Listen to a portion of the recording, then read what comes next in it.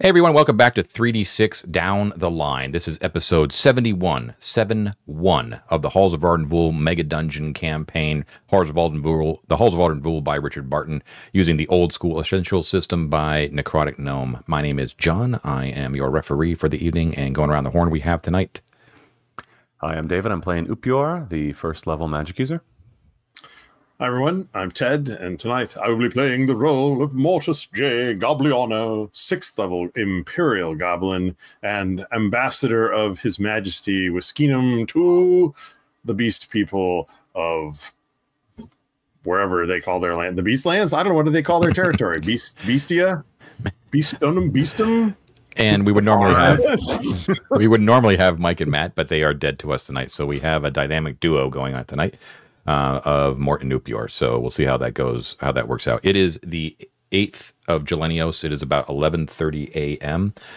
They had just finished up exploring one of the 3 mysteries of Thoth. This was the one that they surmise is dedicated to purification and the present.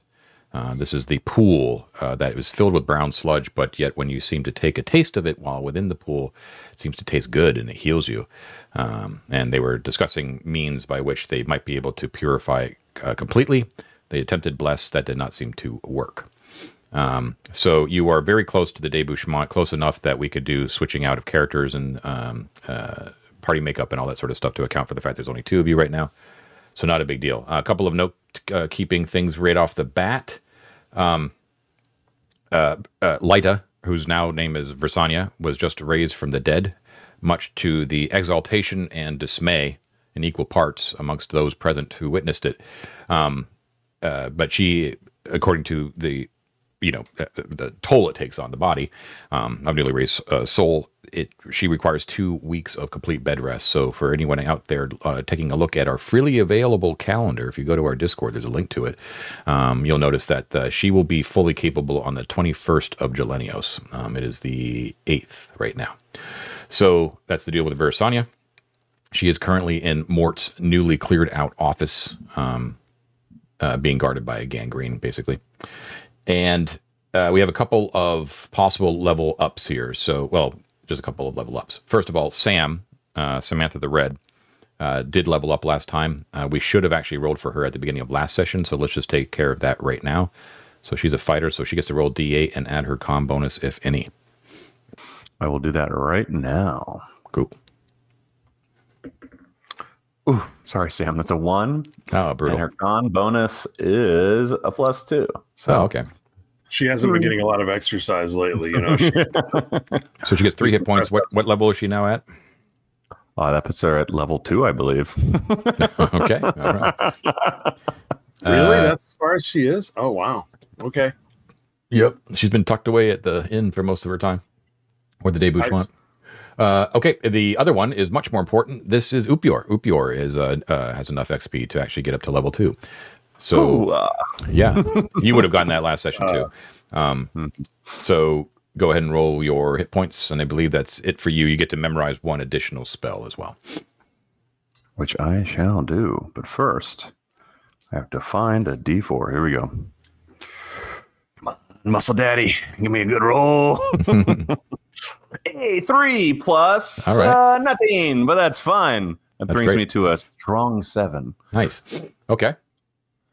And then you can pick 1 additional spell that you already know, that's already in your spell book, first level, to cast.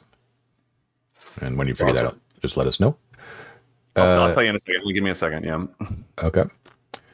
Last thing for bookkeeping is I want to do a quick shout out to Reddit user Brutal Rhino that mentioned had a really useful suggestion actually on as a comment on the latest episode. Good bookkeeping suggestion is to it's always been an issue being able to kind of keep, like, when the players ask me, like, what does this potion I have on my character sheet do? I'm like, I have no idea. Like, you got that potion like 2 years ago in real time. And we've been having them take notes about the location where that is, but then that also requires me to look up where that location is. So the obvious suggestion by Brutal Rhino, which is kind of an Oda moment, is just I will give you the page number in my PDF and then you should put that in your note where you find things, and that'll allow me to very quickly find what item is. Yeah, Ted. I was thinking about this because great idea. Brutal Rhino, love it. Isn't this like a 4-volume dungeon? Or does the PDF it's fine. I've got it all in one PDF. Oh, okay. Yeah. Great. So that's the deal with that. David, did you pick your spell? You're muted. Sorry, I was muted. I was reading through them real quick. I have Marionette. I'm gonna get an opinion from Ted. Sorry, Ted. I have Protection from Evil. All right, may be useful for us. I also have Charm Person, always very useful. I have Chill Touch, which I hope not to use, and I have Hypnotism, which is there. I think I'm going to do Charm Person as the bottom line, unless you think PoE would be more useful to us right now. Well, are we doing the ghost mission? We're going to go to that area, I think. Yeah. So PoE, I'll do PoE. Yeah. Right. That's what it is. Okay, Marionette and PoE. That's what my gut's telling me. I mean, it's fair. All right, sounds good. So you have a couple of, according to what you guys discussed over Discord over the past week, the 3 top voted priorities. Although I'm willing to massage that because of the drop in player attendance for this week. But you know, within reason. Like there's certain areas that I'm not prepped for. But the 3 that we kind of have on the table here is going east and possibly resolving, if possible, the Prior Jacobus ghost thing. Going west and exploring the desecrated Temple of Thoth, which you did way back in the day, but kind of getting a little bit more of a feel for that. Maybe its relationship to Set. And then the 3rd would be to finish up the Beastman negotiations, bringing back the word of King Meskinum and his proposals back to Count Scleros. So, unless there's something else that's new that's popped up, which of those would you like to do, or you have anything in mind? Well, we discussed on Discord. I think both because you prepped it and because I think it's wise because we already have like a seed of a map in the Western region that we should continue west. Whether we resolve the specific ghost task or not, I think that gives us a lot to go on. Ted, do you still feel similarly? You mean the east then? Yeah. I say east. I'm sorry. Yeah. I switched my coordinate east. Yes. Yeah, I say you and I go do the Prior Jacobus map for sure. And with just the 2 of us, I mean, I'm willing to tackle the Beastman thing without Mike and Matt, since barring any tomfoolery, it should just be sort of another stage in the negotiations. Beyond that, I'm not too sure about going crazy without them. I agree. I agree. No, I do. And I felt, again, I think, as always, guys, when you're playing with people, you want to do as much as you can with everyone. But I think I don't really want to do the Beastman thing. First of all, I don't think we're going to get to it because there's so much else to do. Unless we hit a dead end, I think we'll probably have a lot to uncover. But if we do, way to go, John. You fucked it up for once. Hey. No, did you mess up? I was just getting ready to. It's fine. Yeah, it's fine. No one call attention to it. I wouldn't. But don't talk about it. Not to belabor it. Yeah, I think we go east. I think it's going to take some time. Whether we resolve Jacobus's desires or not, I think there's a lot to uncover there. And then we'll cross that juncture. I will say, because I'm a psychopath, I shared a little bit of a speculative map with the guys on our private Discord. And I want to put $100. No, I want 1,000 XP, John. If I'm even remotely close in my guesses on that map. Okay, so you're taking who? You're going to take Njal and Elizabeth, is what I'm hearing.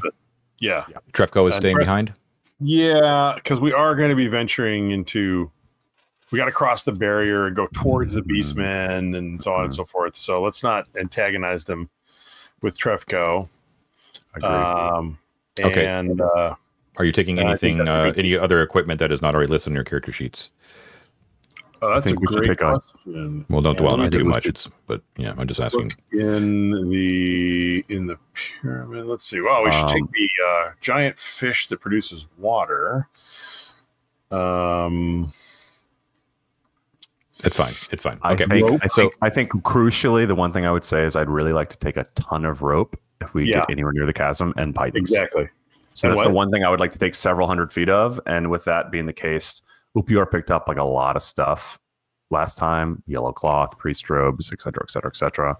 An extra scroll case. I'm going to throw the mystery scroll case in the one I have, so I don't have 2 scroll cases. And I'm going to leave the codex in our stash. Or do you think we should bring it for this venture, Ted? I don't think we need it right now. No. I already have iron spikes, so we're good on that. And I'm going to leave I'm going to leave a bunch of stuff basically. So that how much rope are you buying in addition to what you already have? I wouldn't mind having 200 feet at least. Yeah. How much do you have right now? I have none on my person right now. Okay, so it's going to cost you 4 GP to get 200 feet of rope, and that's going to take 4 slots. Fine. So I'm going to fill 4 slots, and then I'm going to dump scroll case, cloth. I think I should give an extra pair of robes to you, Ted, in case we need priest robes. Yeah. Because there's one extra. So it's a hat. It's robes and a hat. So mark that. I'm going to just wait. I need. Are you giving me a hat too, or that's for you? It's priest robes and a priest's hat, a conical priest's hat. If you want the hat as well, for more, for you. I'm like this tall. Yeah, it'll fall over your ears. You're a goblin. Come on, Brian Froud. Okay. You can't have hats that fit. You know what I mean? Okay. If your nose is, you don't have to wear it. I'm just saying if you want that as a tool. And just I can fire off what I'm ditching, but I'm ditching my spade, manacles, blah blah blah blah blah, so that I have room for that rope. Does that make sense, John? And who amongst the 4 of you is moving the slowest? I will be at 120 then, so let me check. Is at 90, and Mort is at 90, and they could each carry 50 feet of rope, and it wouldn't change them at all. All right. Is Elizabeth moving at least 90? Elizabeth is way lower than that. Yeah, she's in the 120 range. Okay. All right. So 90 is movement rate. 120. I'm going to say that it's going to take about 3. I'll just make it so it's nice and even. 3 turns to sort of get your shit together, put on your commando war paint, switch out your members, all that sort of gear up in the debouche, and get ready to delve back south again. So we're going to start clean and fresh at noon on the dot before you go back down. And off you go. Okay, so how are you just going to... Yeah, I guess you tell me how you going back there. I assume there's basically only one way that you know of, right? What if, David, we went There's 2 ways, than actually. through the... What's that? There's 2 ways, actually, because you found a secret. Yeah, there's 2 ways. And I'm going to say, rather than go over the barricade and attract the attention of beastmen, let's go the other way with the little secret pod into the electrocephalopod room. And then, which we're still all in there when you last went through, right, David? Correct.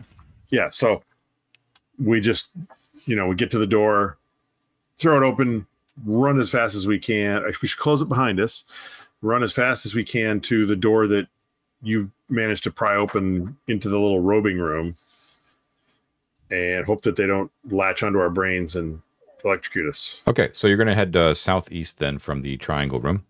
And that's going to take you, let's see, we'll start you at the juncture. So 1, 2, 3, 4, 5, 6, 7. It takes you a turn to get down those steps into the robing room. So yeah, bits of leather, ruined cloth, scraps of metal, decaying animal matter, that sort of thing. And you know where to look for the secret door. So you enter in there. That's 1 turn. What did I say? Okay. And then you move through up those steps and find the other secret door that leads into the hall, the greater hall of columns. You know that the cephalopods are most likely there, lurking up in the dark recesses of the tops of the pillars. So how do you wish to approach into the room? This might be a good opportunity for Elizabeth to cast Obscuring Mist. And just, you had no trouble running past them before, I'm right? fine to just run if you want to run. You want to just do that? It's a pretty awesome spell to blow, 20 minutes into the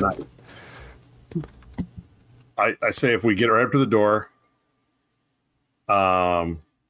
We could do the trick with the torch. Light a torch, open the door, and throw it away from us, and they all float towards it. Let's do it. And then we run the other direction. All right, we'll do it that way. So who's taking the lead on this? David. I will. Upior, okay. Tell me what you do. I take a torch. I light it before opening that door, that secret door. Once I do, I'm going to throw it as hard as I can towards the westerly door. Okay. Right? Yep. And then in a clockwise fashion, rather than running straight through the pillars, I want to run around the perimeter of the room into the hallway, the southeastern hallway that I've been to before. Okay, so you're going to retrace. You're not going to explore the northern eastern hallway, correct? I'm tempted, but I think for now, with the time we have, we should go the way we know. Okay. All right, so you do so. You light the torch, open up the secret door. The cephalopods are indeed... you don't see them immediately. You step into the room with the torch. You assume that they are there. And then you toss your torch towards the western door. And yes, soon after it sort of rolls to a halt. Actually, you know what? Make me a D6 roll and don't roll a 1. I love this. Okay. Yes. Okay. Here we go. Meanwhile, I have my own cephalopod screwing the blinds behind me. Sorry, guys. All right. Oh, I got a 5. Okay. Got a 5. Okay. The torch does not go out whenever you throw it and rolls up against the western door.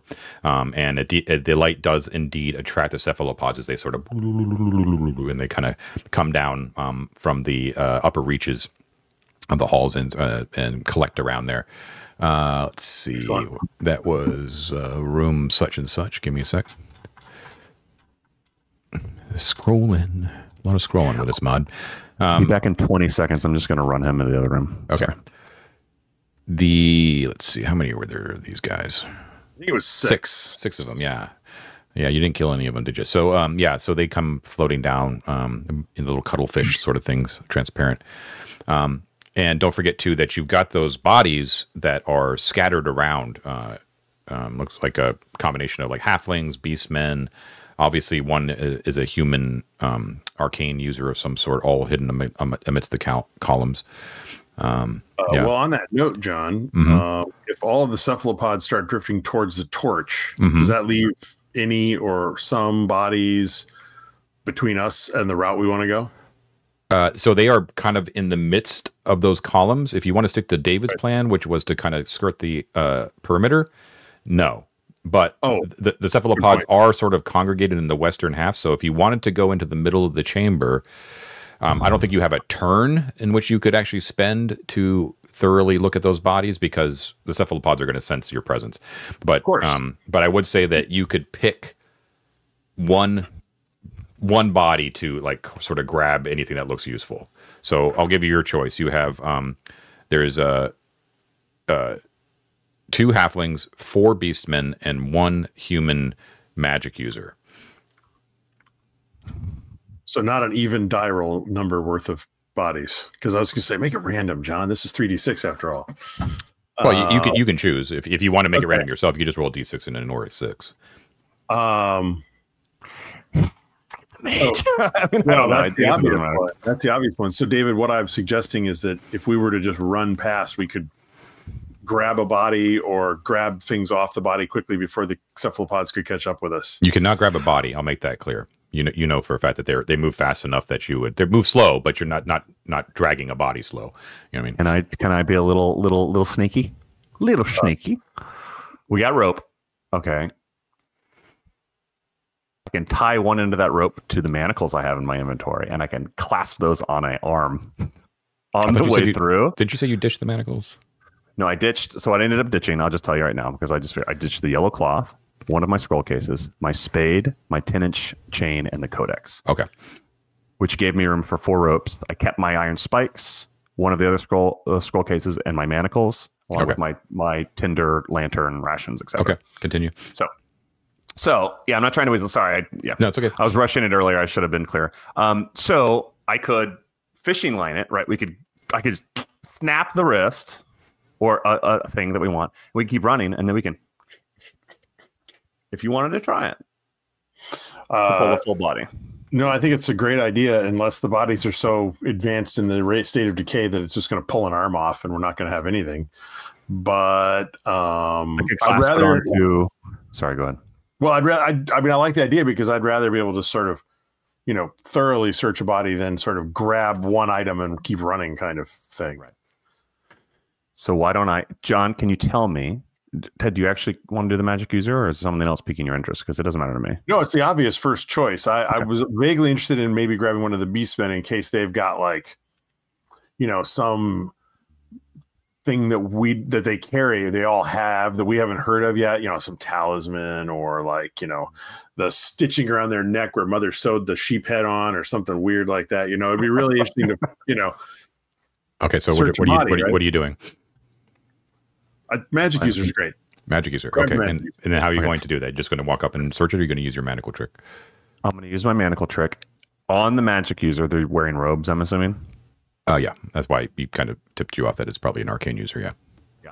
Are they skeletal or are they putrescent? They're like putrescent. Just like, yeah. It's like, they're not like ancient. They're definitely recent kills. Okay. What I'm going to, I've got, okay. I'm not trying to be a pain in the ass. If it's a no, it's fine. In my mind, per Ted's concerned, and as a, in theme, not name anymore, necromancer, what I'm thinking is I run up to this projection corpse with my 17 strength and I manacle his collarbone and just go and fish hook him by the strongest piece of his skeleton rather than by his cloth or his wrist. Mm-hmm, mm-hmm. Is that feasible to you? That's fine with me. Yep. Let's do it. Okay. That's super gross, David. Sorry. Hey, I'm going to have an undead servant soon too. Don't worry about it. So you're going to attach it, but then you're going to move as fast as possible towards the southeastern exit, right, and just drag the rope behind you. Okay, so you move it that direction. That's not a problem. The cephalopods, while you're doing that process, are still kind of involved in with the torch. But by the time you sort of make your way over to the east, they sort of gather that there's something else going on, and they start to sort of move in your general direction. So now's the time if you want to yank the body as fast as possible. That's what I'm gonna do. So I'm gonna start fishing line, just hand over hand, right? Pulling it in my direction. Yeah. And then heading towards the doorway, in that hallway as fast as I can. Okay, cool. All right. So yeah, you do that, no problem. And okay. So if we get past the door, reel the body in, close the door, right? Yeah. Yeah. Okay. We have 200 feet of rope. So yeah. So okay. So you're gonna have to move through that first chamber, which is where you found the bone scroll case, and then through the other door. Yes. The other door is wooden, and then you're in this chamber that has peeling yellow paint, and there are benches, stone benches that line all the walls. Yeah.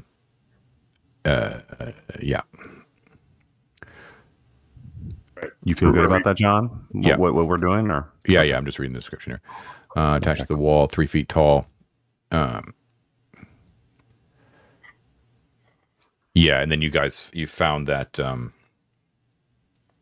section that was actually concealed in that stone bench, and you found that property of Eustachius, the Cantor book in there. Yeah, cool.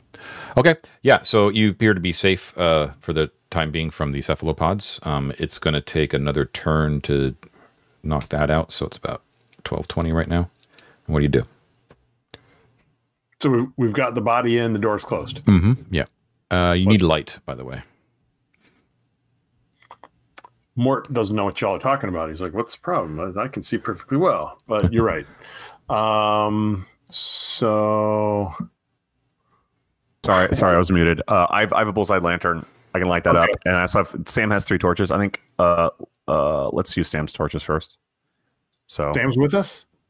Oh, what am I saying? Sam's not with us. I just had the character sheet open. I lied. Ignore that. I have a bullseye lantern. I light that up. Okay. Okay. And Elizabeth has some oil, and Mort has oil too. So yes, correct. Okay, and this mark is it the off. same bullseye. All right, go ahead. Sorry. You marked it off? Yes. Okay. Great. Okay, so you are in this room surrounded by the stone benches. You know that there is a passageway to the east that leads to the chapter house. But what do you do? Search the body we've just rescued. Search the body. Rescued. Okay. So, where is it here? Okay. All right. So on the body, unfortunately, there is no spell book, but there is a pouch that has some coins in it. You find 48 gold pieces in this guy's pouch. Nice. In addition, there is the only other thing of value that you find, or oddity that you find, is a strange looking rod. Does not look similar to the ones that you've interacted with before. It's 6 inches long, and it is, let's see, it is cut on the top and bottom. Hold on a second. Let me go find it here.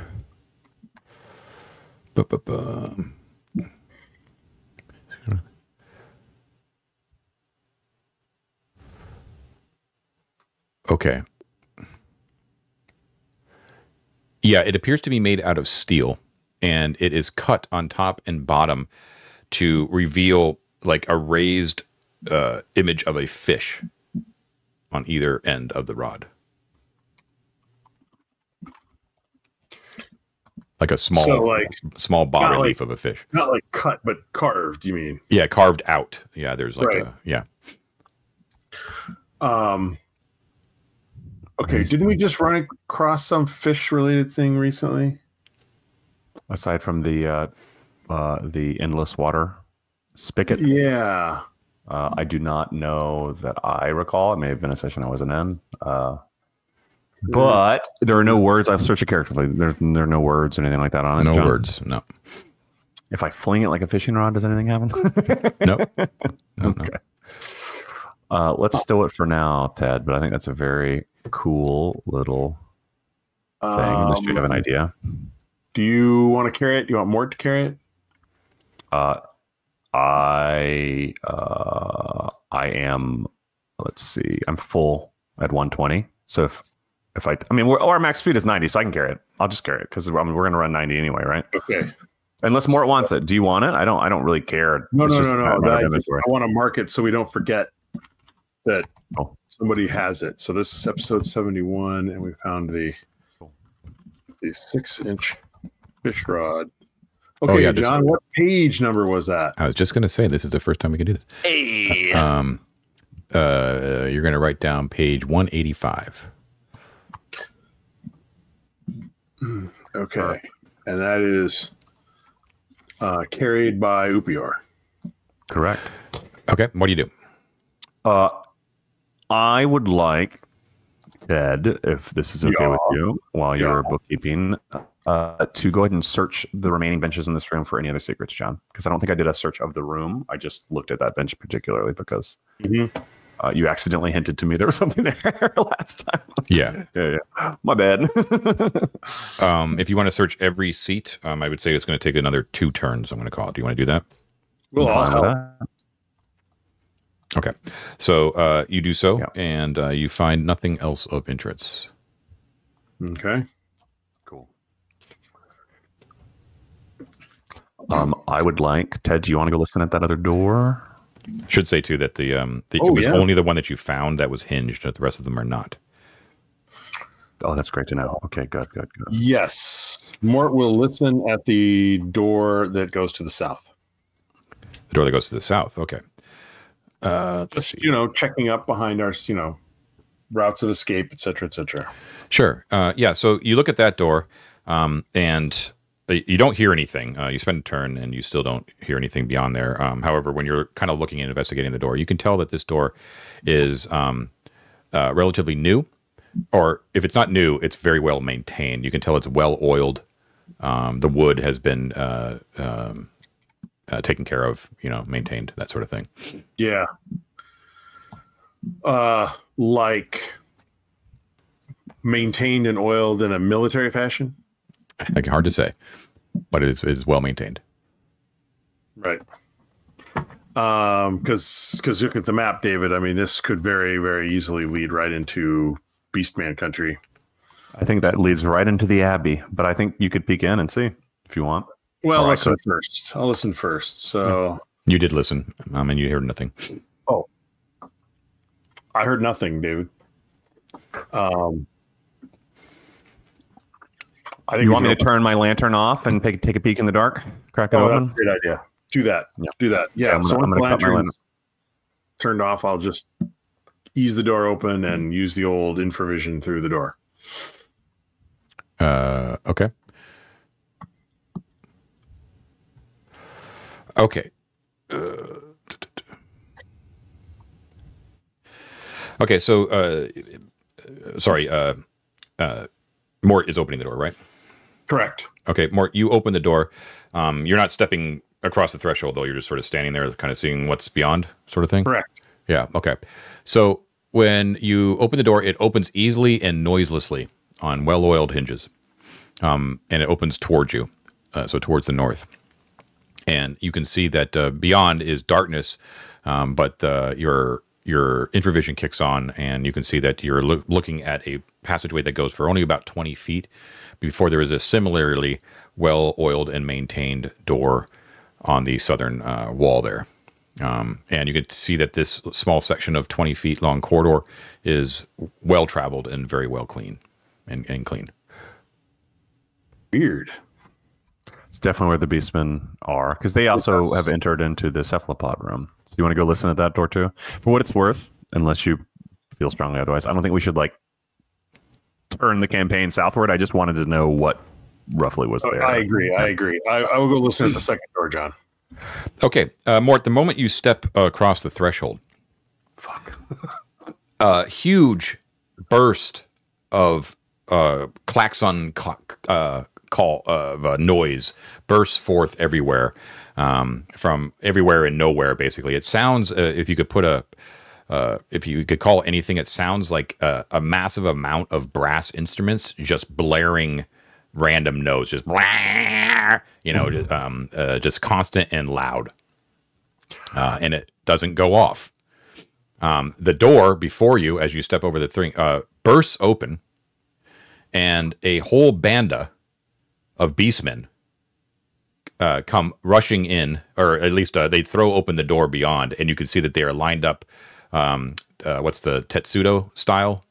Is that the word? Tortoise style? Sort of thing. Like they've got their shields up, and they're basically in front, barricading the door, and they've all got their spears out, and their heads are basically behind their shields. And they say, "Who dares enter Beastman territory?" Mort will throw his hands up. Peace, brothers, peace. It is I, Mortis J. Gabliano, ambassador, and slightly lost. My deepest apologies. I did not realize this was a door into your lands. I no intent of harm or insult is given. Okay, so one steps forward, and he's got a goat's head with big spiraling horns, and he kind of shoves his way aside and kind of comes up to you, but kind of keeps his distance, looks you up and down, and just kind of dismisses you with like a huff sort of thing, and says, turn around the other way. Absolutely. I beg forgiveness, and you shall not see me at this door again. He does. He takes he turns around towards his men and does like a belloc, like sick, sick sort of thing with his thumb across his neck, and the alarm like snaps off. And back to your stations, men. Well done. I was like, good job, Mort. Let's go the other way. Whoopsie-doo. Let me just make a note here. Well, oh my goodness. Guarded. Okay. Well guarded, yes. Okay. Ooh. Yeah, that was really stupid, but well, you got good intel there. Yeah. No, it's super good intel. That's sorry, I cut you off, John. Well, it's a lesser known, but obviously, it's an entrance into Beastman territory that they would much prefer that no one really know about. Yeah, and the thing too. Sorry to interrupt, Ted. Real quick, Upior. The last time you were here on your solo mission, I was very careful to point out that everywhere you had gone, Had not seen the passage of feet in some time. And you hinted that this had, right? That this corridor had beyond the door. Yeah, exactly. Yeah, exactly. Which is good. So this they're aware that this goes to uncharted or dangerous territory, Ted. Right? We know that Beastman corpses, like you said, are in that pod area, and they clearly retreated back from it. So. That's great. That's really useful. Thankfully, we already had a relationship with them, and I think we should close the door behind us. Okay, we'll call that quick encounter a turn. Yeah, it's interesting. Blah, blah. It's interesting though because David, I know you listened to the episode. The Goblin King, is sort of like, well, I want them out of those rooms by the barricade. I want that land. I don't think he really knows about these rooms that we're going through right here. And the Beastmen do, so they might be like, yeah, he thinks he's getting some great plot of land with those few rooms there, but we're just going to clean this out and we're going to own this section and he's not going to be happy. And that's not my problem right now, but I'm just thinking ahead. Yes, of course. I think it's very interesting. And again, like, I don't want to jump to too many conclusions, but it is interesting to me that we know the, CCTV is next door in the like coral room. And the Beastmen did not choose or have not chosen in recent history to take advantage of that, which either means they didn't care or didn't comprehend or notice what it was, or didn't just go there. I know that's very strange to me. Again, no purpose beyond saying it out loud. I think we should spike this door though behind us just in case. Don't you? Or no? Do you think that's a bad idea? Well, I can see absolutely why you'd want to do it, and it's not a bad idea. I'm thinking though that you spike this door and it gets attached to Mort's name. Sure, that's very wise. So let's just move on and not touch a thing. Okay. Yeah, I think that's smart. I think that's very smart. Okay, so we can light the lantern again, and we'll keep going. Okay. Yes. So you head east into the chapter house itself. So a reminder real quick that this is quite a large chamber. Sky blue ceiling, which depicts the constellation of the ibis and gold stars. There are 39 cherrywood stalls, each one 5 feet tall and 4 feet wide. They are carved with intricate carvings of floral, geometric, and animal patterns. And there's one on the in the middle of the eastern wall that is much larger, 8 feet tall and 6 feet wide. That is the one that you actually found had a secret door behind it. And in the center of the chamber is an oval band of living mosaic on the floor that you have determined depicts the debouchement itself. Again, you sort of immediately went to that big chair Upior, discovering the secret room. You sort of dove right in there, so you haven't actually spent any real time in this chamber. Just so you're aware. So that's the deal with this. Do we notice any distinct constellations or things that seem brighter or more highlighted within these ceilings? No. So unlike the Hall of Seeing on Plungertown, which is like the main room that right after the secret door. This room is different because the Hall of Seeing was like a night sky, and it showed the exact depiction, sort of like a magic effect, of what the stars were at that moment in the night sky. This one appears to be permanent, non-magical. It depicts a sky blue, like a daylight sky, for one thing, and the only constellation that it shows in gold stars in this daylight sky is an ibis. Gotcha. Okay, that's good to know. Well, I'm also glad that you reiterated that it was a chapter house, because I was speculating exactly that on our Discord. So interesting. Chapter house usually like faces east.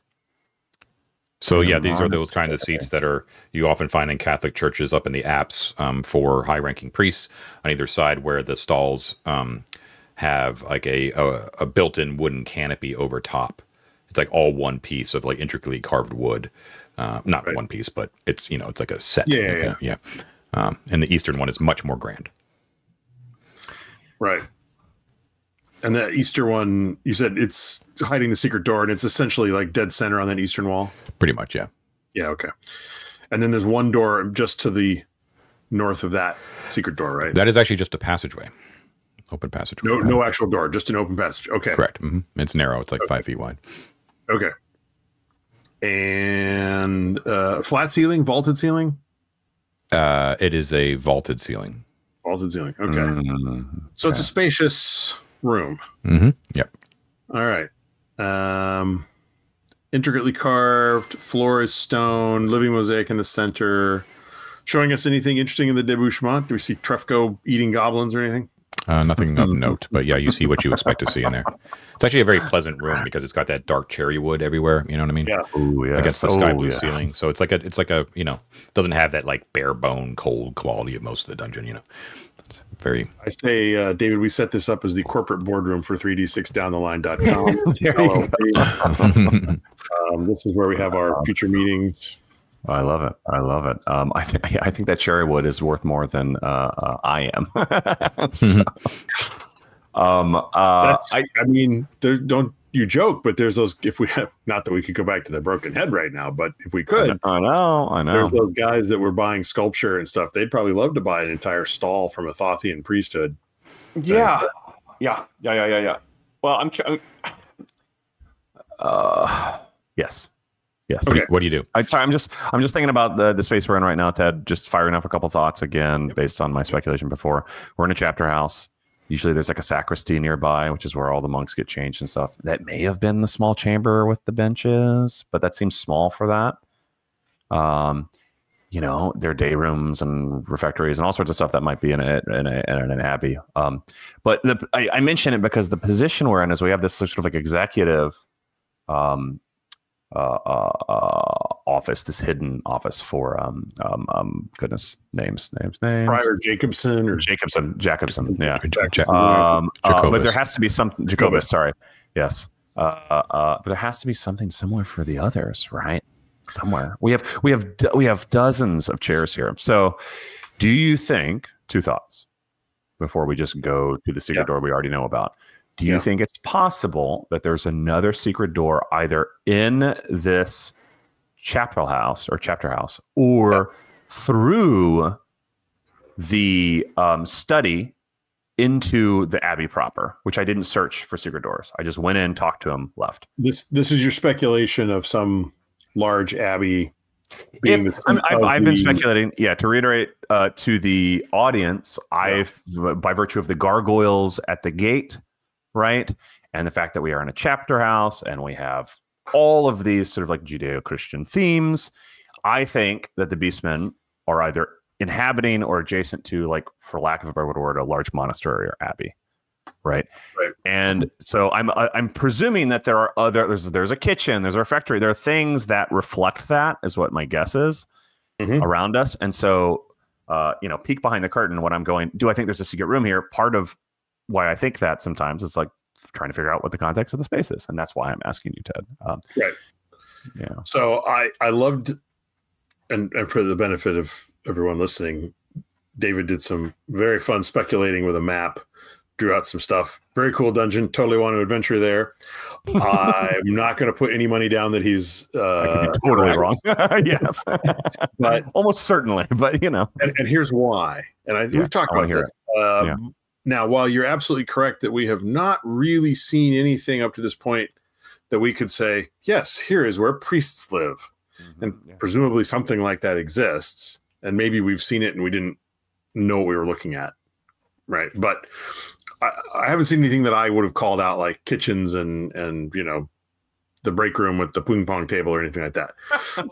What we have seen, though, is lots of places where there's a sort of evident progression of either priests going from ritual to ritual, or for supplicants from above ground coming down and going through a series of rooms and so on. Yeah. So I think you're correct in that this chapter house is this is the part that's just for the priests here, because we've got the changing room between this and the room with all the columns. The room with all the columns is the kind of place where you'd expect to find a bunch of people assembled for some sort of ritual or sermon or something. I don't know. I hear you. So a abbey or residential zone to the south of this is super plausible. there is, if you look at the map, and extrapolate the chasm, which we believe, based on that map from the prior, comes right up to where we're at there. There's a, if you can see my counter here, David, there's a big zone of unmapped anything right there. Yeah. And a corridor right there. Yes, correct. Yeah. So if there's a secret door, I think it goes north. Fair. Rather than south. Which That's we already know exists. No, I hear you. And which we already know, one of which exists.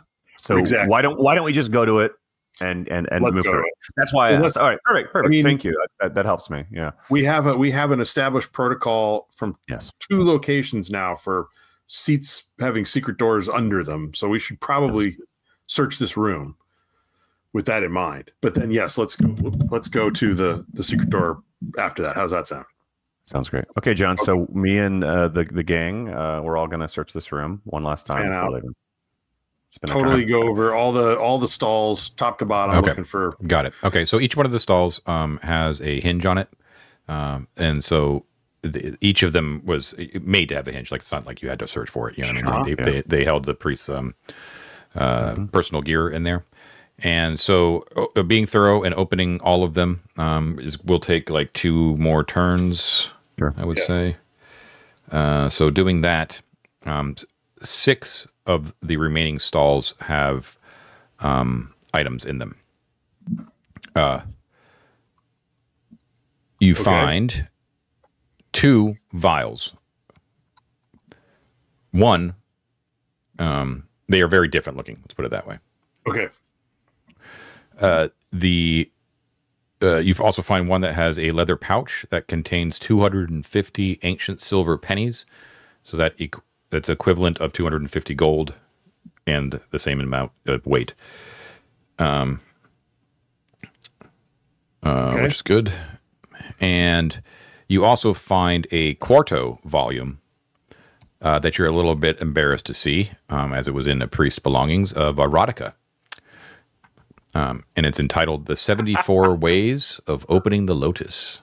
Mort is not embarrassed. I love it. There's that. Yeah. You also find an orange cylindrical ceremonial headdress made of silk and studded with colored glass. So it's a much more of like a really decorative Nefertiti hat that's worth 175 gold. And most interesting of all, depending on how you look at it. Oh, wait. That's 4 items or 4. No, actually, no. Yeah. So, and then you also find a scroll case with a bit of torn parchment sort of sticking out of it. All right. Well, is that a trap? what is that?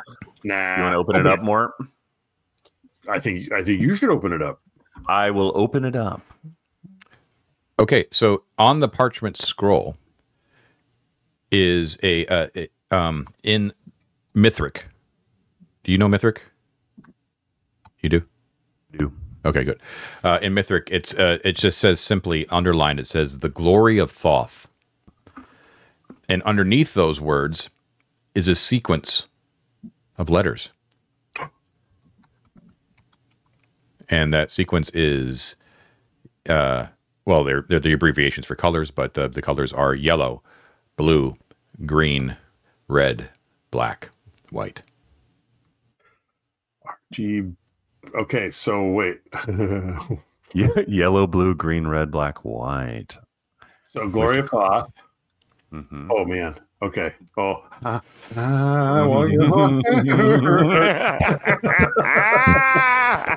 So I don't have my list of Ted for the all this treasure, page 181.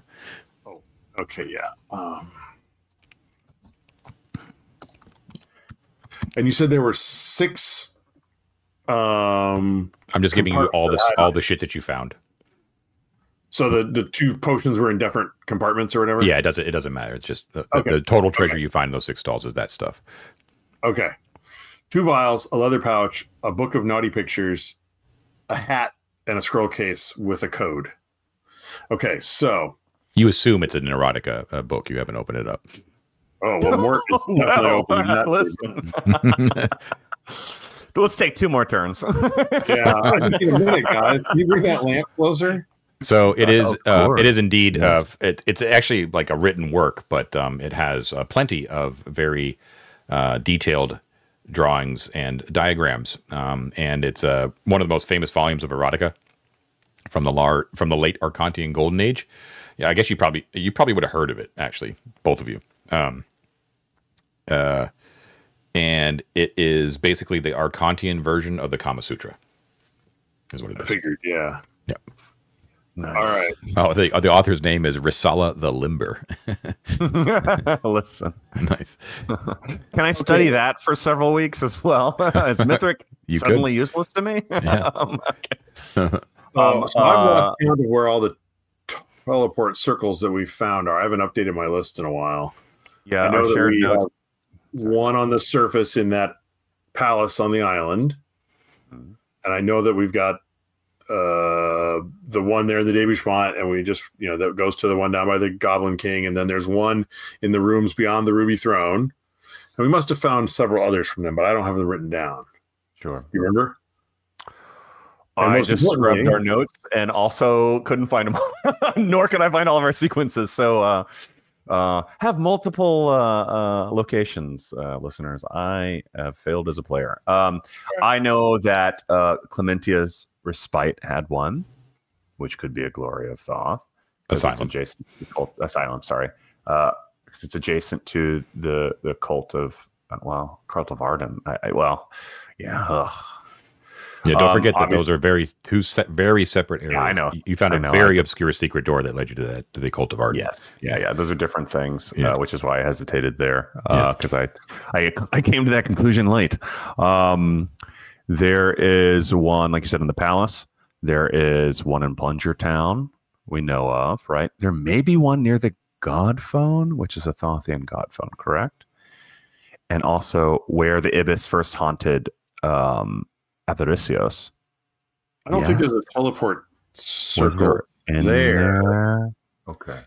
The reason I'm trying to get my head around it is because I'm curious to know what teleport circle is closer to something we would think of with the Glory of Thoth, right? Like a big Thothian temple with the teleport circle right in there. This might be one we don't know about. I'll let you guys ruminate for a second while we take our first break. We will be right back. Okay, we are back. Bladders empty, beers full. They have discussed possibilities of Thothian teleport rings, and they are ready to continue. I want to draw the audiences, those who are viewing, the listeners unfortunately are out of luck, to the map that Upior found on Jacobus's desk that he was kind of hunched over amongst a bunch of other papers, but was obvious to him, and that Jacobus was pointing out was this scrap of map that you can see there in black and white above their current area. And I'm going to do a thing here where you can clearly see, because of what Upior has managed to investigate so far, that this clearly overlays what has been mapped so far pretty much perfectly like that.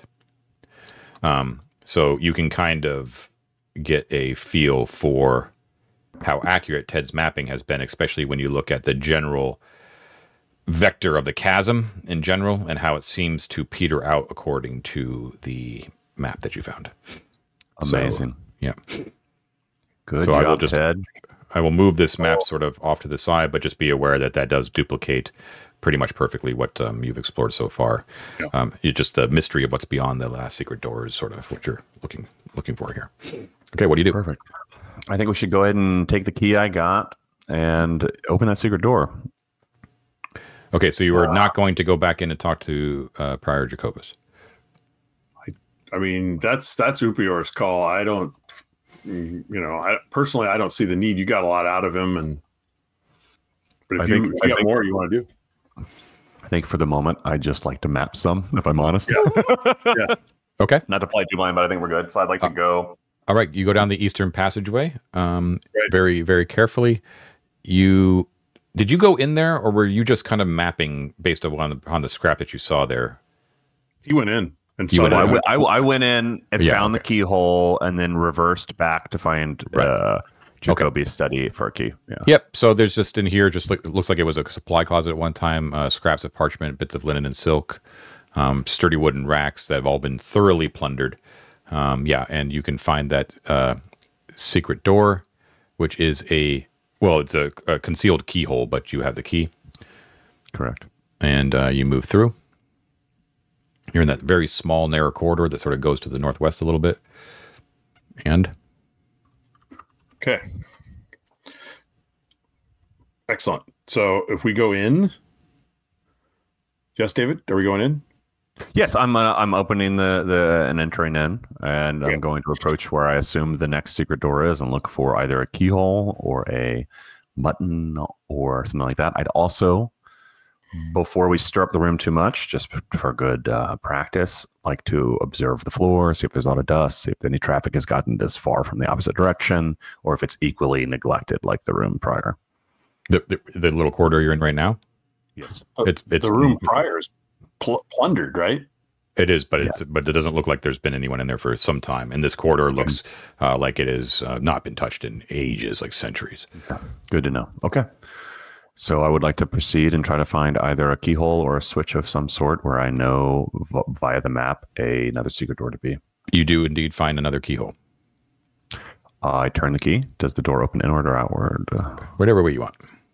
Okay. I just want to get trapped. So, and in fact, is there a keyhole behind me back into the chapter house? Okay, cool. Yep. All right. Let's open it up. Okay. You open it up, and Ted.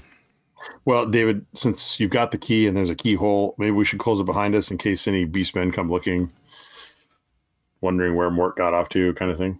I agree with the caveat that I'd like to make sure we don't have to run immediately after opening the door in front of us. Good point. Let's see that room, and then we can cover ass. Yeah. Yep, that makes sense. Okay, so you, Upior, you open up the door carefully, the secret door into the room. It is indeed the exact dimensions of the room that is on that map. Thankfully, you found that map, so I don't have to go through the nightmare of having to describe those dimensions. But it's vaguely about a 50-foot long rectangular chamber. There is there are two obvious pathways out of here, both arches, one to the west, one to the southwest, one to the northeast, both kind of facing each other. You can feel that there is definitely like a slight breeze, and there is definitely like a coldness in the air too. Like the temperature dips down considerably when you kind of step through the door. The walls themselves here are lined with burial niches, about 32 of them. Each niche is about 3 feet deep, and features a carved marble gisant, right, like a effigy of a person, right. They appear to be the priors, based upon the gisants, the priors that were actually in portrait form in Jacobus's study, right? Remember that? Correct. Yeah. And not Jacobus's study in the his office. Okay. In addition, there are 19 sarcophagi, all with open and broken lids that are scattered around the middle of the room. So they're basically like the room is difficult terrain. There's like just, lids everywhere. The sarcophaguses are like akimbo and off kilter and rammed up against each other, like just a chaos in the room. But there's these niches that line the walls, all with these gisants. Okay. Perfect. There is a vague smell in the cold that's rather unpleasant. Rot. Is there like you say the room's cold, is there we've experienced some unnatural cold before. Is it like an unnatural cold, or is it like the cold of a caves and windy caves? Because we tough think to there's tell a connection. because there's like there is definitely like a breeze which seems to be cooling things off a little bit, but you can't really tell if it's supernatural or not. The whole place is vaguely unpleasant. I think Elizabeth should get out the coffer of Jackin. I agree. All right. She will. Okay. This seems like a good place to not have evil. Okay. So Elizabeth is holding that. As we can see by the map, we had suspect that Jacobus's sarcophagus is the one hidden behind the secret door. Yeah. I don't think we should go there yet. Do you want to hug the left wall and kind of slowly make our way towards the chasm side of the room? Yeah. Okay. Why don't we do a marching order of Niall, myself, or Mort, Elizabeth at the back? What we need to be within a certain radius of that coffer? It says it's a 10-foot POE. So we could just walk in a circle together. Yeah, that's fine. Let's just walk in a circle. Yeah. And quietly, let's not rush, but quietly kind of tiptoe through the room towards the western passage. Yeah. Okay. Yeah, so you go as quiet as you can, kind of picking your way over the stone lids and all that kind of stuff with a lantern held high. And your heart sinks as you see at the far end of your lantern light in the northern corner, you see limbs, kind of clawed limbs, kind of reach over the top of some of those lids. Something human-like slips out and plops onto the ground out of a burial niche, causing the Digizant to kind of swing to the side. Multiple of them. And crawling over and then kind of raising themselves up on their on the top of a sarcophagus lid. A hideous, fanged, bulbous-eyed, sallow-faced gleams in your lantern light and hisses at you. It seems to have its eyes mostly focused on Elizabeth right now. And then you see scattered around in that northern area, 3 more of those creatures sort of hop on top of the sarcophagus lids, and all 4s like kind of golem-like, and you can immediately tell that they are ghouls because you've seen a bunch of them, and there are 4 of them, and they hiss at you and glare as they kind of prepare to pounce upon you as you're moving towards the western chamber. In addition, you hear a low wail, just like a low moan, come from the eastern passageway. Strategic retreat to this secret doors and defend there. Yeah. Kiss our asses goodbye. I mean, we can get out. We back up right now. We've got the protection from evil. You will have to roll initiative because you see them and they see you. Of course. But I am interested in what your general plan is. Right. I'm just thinking, okay, if we back up, we bottleneck. Niall and Mort are pretty good, but the thing to do here really is have Elizabeth turn undead. But if she needs to turn undead, John, she has to put down the coffer. She can't. She's a druid. She can't turn undead. We don't have a cleric. We don't have a cleric. So.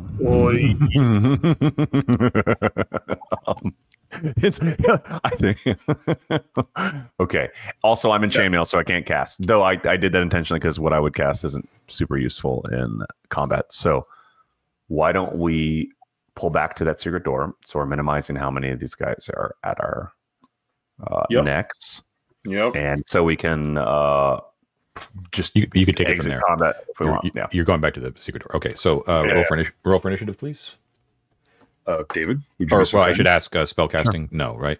No. Okay. No. I got a 3. I got a 5. Okay. You guys win. So I know that first you guys are all backtracking towards the secret door. You can get through there. You can get in there if you want. Perfect. Should we pull all the way back to the plundered closet? And if they come out of the secret door at that end, then one by one we can pick them off, kind of thing? Yeah, Love if you stay in the corridor, only because it's a very narrow corridor, only one person can kind of be standing, abreast. Yeah, we need to take this to where we have the advantage. I agree. Yeah, I agree. So let's go into the plundered room right below and use that doorway to have at them one at a time. We could also throw an oil flask into that hallway and light it on fire as they come through. That's a great idea. Yes. 4 ghouls and something screaming in the next room. Screaming things. That doesn't sound good. It occurs to me this might be a close the door and come back later scenario. It will be. And I think we need to make that call immediately, not halfway through a fight. Okay. If it's relevant, by the way, speaking of, if it's relevant, John, I am still wearing the priest robes that I put on 2 sessions ago. So you back into the supply closet, and you are leaving the secret door that goes into the tomb area open, right? Correct. Yeah. Yeah. Okay. And then the other one you're closing behind you? No, I think we should fight him. Why not? Okay. So you retreat back, and that's your action for that round. They are going to spring forward, and they kind of scrabble, just they come ravaging, climbing over the tombs. Now you notice as you're sort of watching a dread as they approach that they themselves also seem to be having trouble sort of navigating the room. So just be aware that if the fight gets taken to that main room, everybody's movement is halved. And so they are scrabbling as fast as they can. So they basically get to the secret door for their actions for the round. And the last thing you see before the round begins again is a horrible, vaguely humanoid shape comes floating out of the eastern corridor, hovering and easily kind of bypassing the scattered sarcophagi. Its eyes pale white, its form like black smoke almost. And but you can see the rictus of resentment and hatred like plastered over its face. Its hatred for all things living, and neither of you was present during a certain PC's death, so you wouldn't recognize this. But if Avaricios was around, he would recognize it. So yeah, that's the deal. That was the bottom of the round. So top of the round, initiative. Well, maybe we should slam this door. Yeah, we're in the plunger. Yes, I got a 4.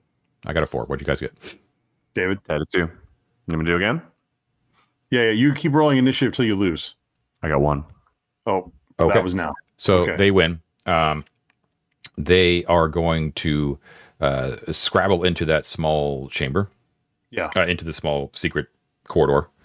Yeah. Yeah, and then one of them is going to be able to attack one of you, whoever's in front, who I assume is either Mort or one of the... It's Mort and Upior, be able to block and defend the other two. Don't forget we have protection from evil, which I can read real quick. Yeah, I already know what it does. Okay, so you so it lunges at you. It doesn't like the protection from evil, but it only gives it a penalty. And it's going to randomly determine between you or y'all. So 1 to 2 is going to be Mort. It is Mort. All right, Mort. Yep. You're being attacked by a ghoul. I don't like it. What is your AC? 17. 17. It's going to have a -1 to attack because of the protection from Jockin's bones. And here we go. So it needs 17. Okay. It missed with both of its claws. Thankfully, the other ones are trying to scrabble over the other one, but it's blocking its way right now. That was the end of their turn. You could hear it's a white, by the way, beyond is moaning and hungering for your blood beyond. Yes, David. What do you want to do? You want to run? I think that Mort and Niall should try and kill the one in the doorway while you prepare a Molotov cocktail to throw in there. Are you sure about that? Because the white might float right to you. Just making sure. That's a good point. Can we actually shut the door on this guy and just lock it John? Or is it in the blocking the door? It's blocking the door. So if we kill it, could we shut the door? Like if Mort and y'all attack it and we drop it, can Upior push the door shut? I think it would probably take a little bit more effort and cleverness because the other ones are like trying to scrabble around. You know what I mean? Like it's just piled full of ravening beasts. You know what I mean? So shutting the door, you know, it's going to be a little more effort. So maybe if you throw the oil in, the others will back up. Yeah. I mean, I'll toss. I mean, Elizabeth has the vial of oil, and her hands are full. Yeah, I have a lantern that I use my oil on. I could just toss the lantern, but it doesn't really operate in the same way. Yeah, you get the oil out of Elizabeth's pack, I think.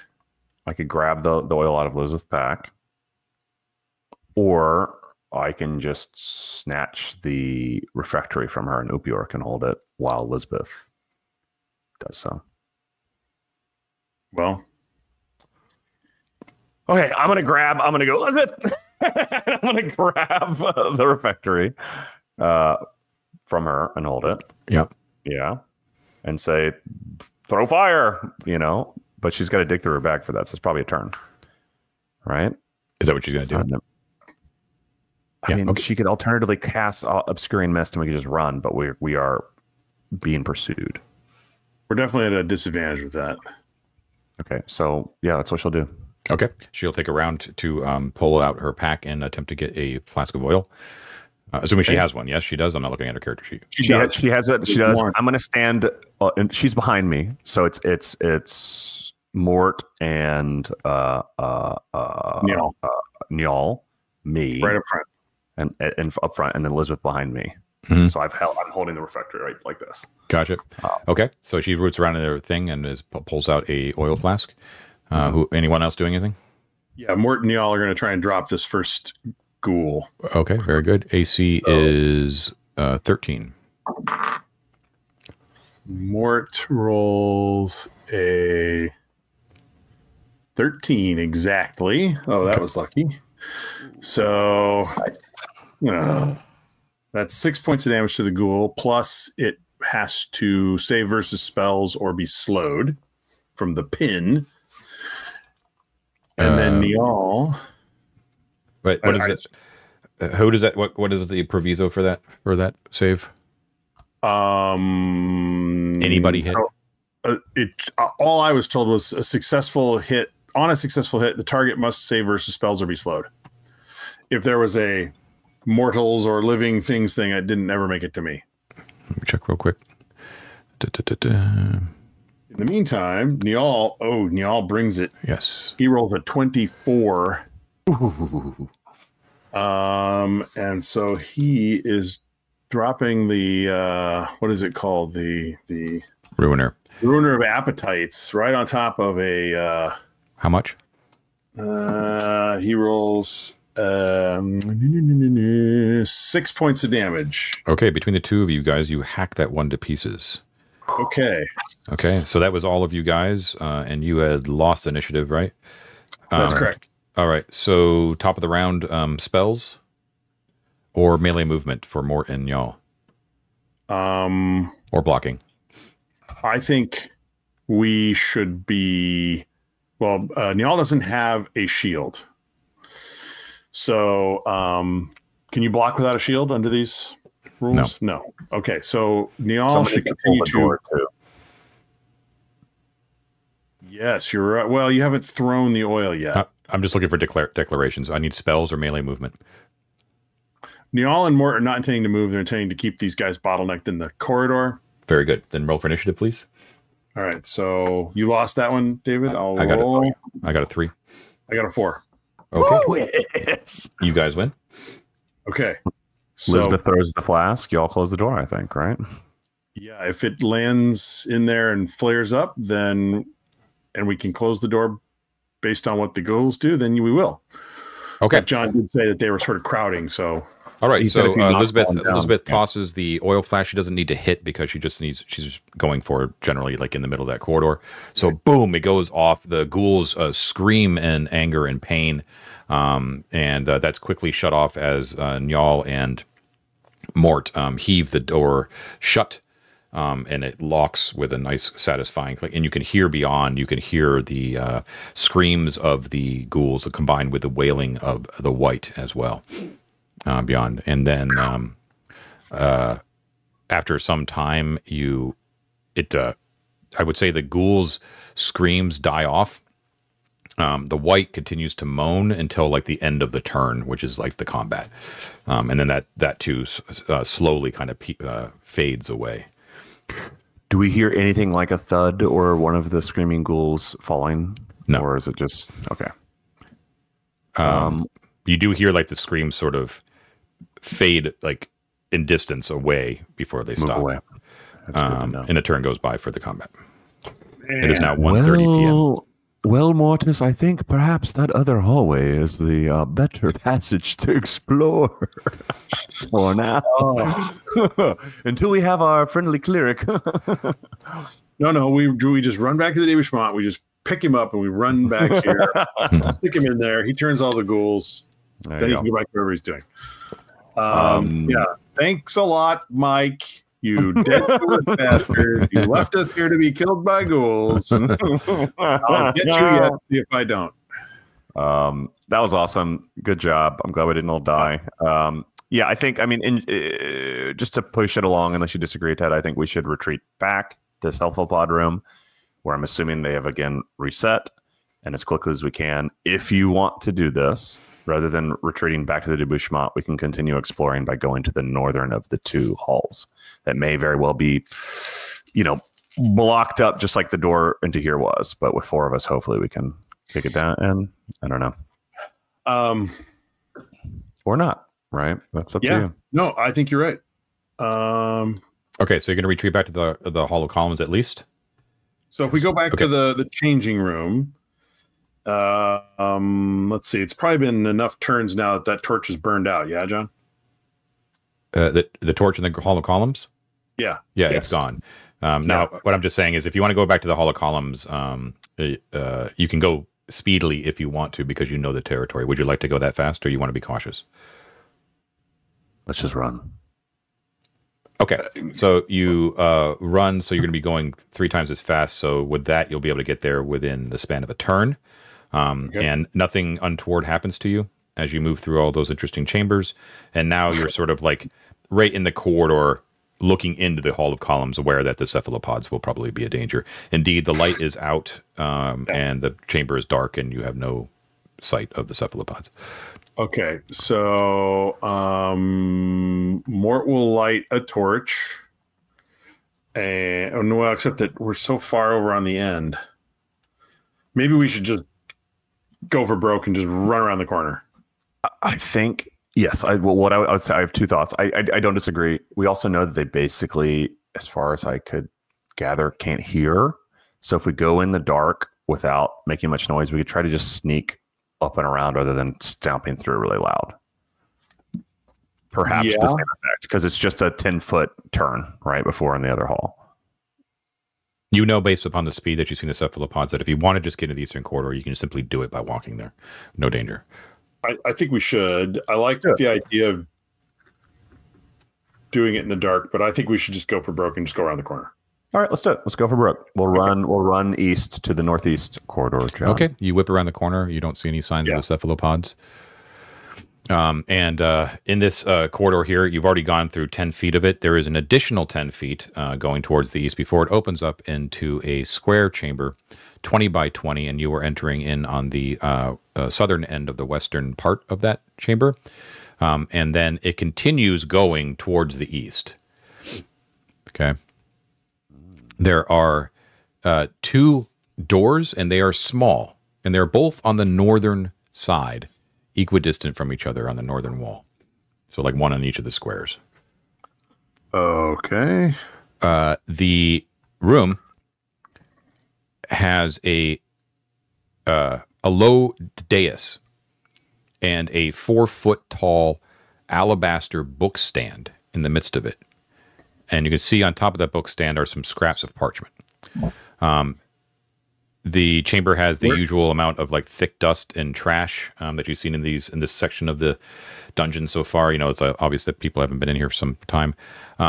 Surprisingly, though, the walls, unlike a lot of the walls that you've seen in here, the walls are not that badly damaged, and they feature midnight blue paint this time, with hundreds of small flecks of silver that just seem to sort of be randomly on the walls. They do not, at first glance, it looks like the night sky sort of thing, but I would say Upior, since you're kind of versed in all things arcane, which probably involves studying the stars, that this is not is not indicative of the night sky at any time of the year. Yeah, the doors that exit from here to the north are both made out of stone, and they are small, right? Unlike the normal heavy wooden oaken doors that you associate with Arcantian egresses. What do you want to do, David? Go straight? Wait, there's scrap paper on the book stand? Yeah, I do. But when you say that nothing on the ceiling indicates a night sky that exists to my awareness. It's a walls, not the ceiling, but yeah. A wall rather. Ted, do you think this is like almost like a star map of another location? Like it indicates a place that I wouldn't know because it is extraterrestrial? I mean, it's certainly possible. John, let me ask, like, if you looked at this and you weren't thinking about stars, would you just look and think, oh, it's a decorative wall, like it's just random flecks of silver? Yes. Yeah. It doesn't look like an accident, like someone spilled silver paint or anything like that. You know, it looks like they were, right. You know, each one is uniform and looks like someone like hand painted them on, right? But they're sort of scattered in a way that sort of resembles stars. But Upior can confirm after a quick glance that no, this is not like a star map of any sort. Right. Unlike the Holocene. I misunderstood. Yeah. Okay. Right. Yeah. Okay. Right. So Like it's thinking of a night sky, but not trying to be accurate. Yeah. You're not really sure. Okay. Well, let's keep that in our head. Let's look at these parchment real quick. Can I spend a turn investigating all the parchments on this stand? Yeah, I'll roll it in with your inspection of the walls as well, because you can quickly determine both with the walls and with the scraps of parchment that there is really nothing of too much interest there. Good to know. Cephalopods could follow us in here, so I don't think you necessarily want to spend a turn. Like, if you want to grab them, and we keep going. Well, the turn's already been spent, and they haven't come in. Yeah, if they haven't come in, then I think we have time, and we should just be quiet and investigate those stone doors before proceeding. Fine. Okay. Yeah, that sounds good. So you look at the doors, and without touching them, as I said, they're man height, right? But they're narrow, right? So if what lies beyond them would be a corridor, it'd be like a narrow corridor, right? So they're small, and you can clearly see that they're not like trying to be hidden. But they do pretty well, like fit seamlessly into the wall itself. But they have latches. Okay. And are there any grooves on the floor beneath them, as if they open towards me, like they've scraped upon the floor? Actually, in this case, there is a certain direction that is important to know, and there are no markings in the room. Okay. So they're doors like we can see hinges, or are they like plugs of a tomb? They're like plugs of a tomb, but there is a latch, which kind of gave away the fact that they're doors. Like there's a handle. Right. There's a handle on the door. You know what I mean? Right. On each door. Like a pull handle. Or like, whatever. I don't know. It doesn't really tell. Let's grab it. Let's grab it and push it. There's little stone doors. Read the parchment first, man. You've got all the, like, it might say, don't open the door. There's a ghoul in there. There's nothing on the parchment. We determined the parchment wasn't germane to anything that we were doing in here. Yeah. So the parchment is useless. So I think both of us at the same time grab a handle on both doors and simultaneously push. Twice as many ghouls. Great idea. Okay. We don't have to. We don't have to. It's just an idea. Or pull, but it doesn't sound like it comes in this direction. So it's not like a morgue where we're pulling the tomb out towards us. We're pushing it forward. Correct. Right. Which makes me less scared of like something jumping out and eating my face when I push. Yeah. But I could be wrong. This is coming from the guy who invented the complicated pulley system to open a door. Session 1. And now he's like, push it open. Let's just go. Just push it open here. You know. I would vote one at a time, because if there is something bad, I don't need twice as much of it. I agree. I think they may not open unless we do both, but I may be using puzzle logic. Oh, I hadn't thought of that. That's why I was saying that.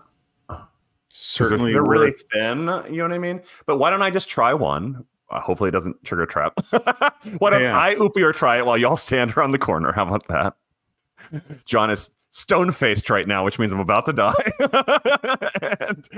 and I will. Grin. Oh, you almost. Fuck. Okay, whatever. I'm not going to pull it back. I'm not going to pull it back. I'm going to go to the left of the two. Well, actually, okay. One more thing before I do anything, John. What is the material of the latch? Is it brass? Is it stone? It does. I made up the latch. I'll be honest with you. Oh, okay. There's stone doors that open outwards. So, whatever you want them to be, it's fine. I'm gonna gently, as in not with a lot of pressure, to see if it does anything, push the left of the two doors. Okay. So doing it gently, you're getting a lot of resistance. Thought so. I'm gonna push it hard. Okay, so you push it hard, like you put your weight against it, and after you kind of, it takes you're like, oh shit, is this like locked or stuck? And then it gives, you know what I mean, like and it kind of opens up to the north. You can see beyond with your lantern that there is a very narrow 5-foot wide corridor that heads directly north, and it goes for at least 30 feet before going off into darkness. Okay, so. In your lantern light there, you can see that the walls of at least this 30-foot section are covered with frescoes. And those frescoes were mostly depicting ibises, but they've been vigorously defaced. Like with great vehemence. And lying strewn about the corridor. Like as far as the eye can see, like beyond your 30 feet are just bodies. Like lots of them. And and they're surrounded by like lots of broken adventuring gear. And you can see that there's definitely like some treasure, like a gleaming longsword. There's a spell book. I'm sorry, a scroll. There's like a gleaming ring. You actually see like around one of the corpses who's kind of propped up against the wall. That there is a small little incandescent blue stone that is circling that corpse's head. Oh, and there is evil. And there's a gleaming shield resting against one fallen soldier as well. And there's like strewn like coins everywhere in the corridor. You notice this when you push open the door. That once it kind of clears the jam. It swings relatively easy, but you can tell that the hinges are so well made that when you have your weight with your right arm as you kind of push the door open and you're kind of like your eyes go wide when you see all the bodies and the defaced ibises and all that kind of stuff, that there is a great deal of weight that is pushing it back against you from the door. Yes.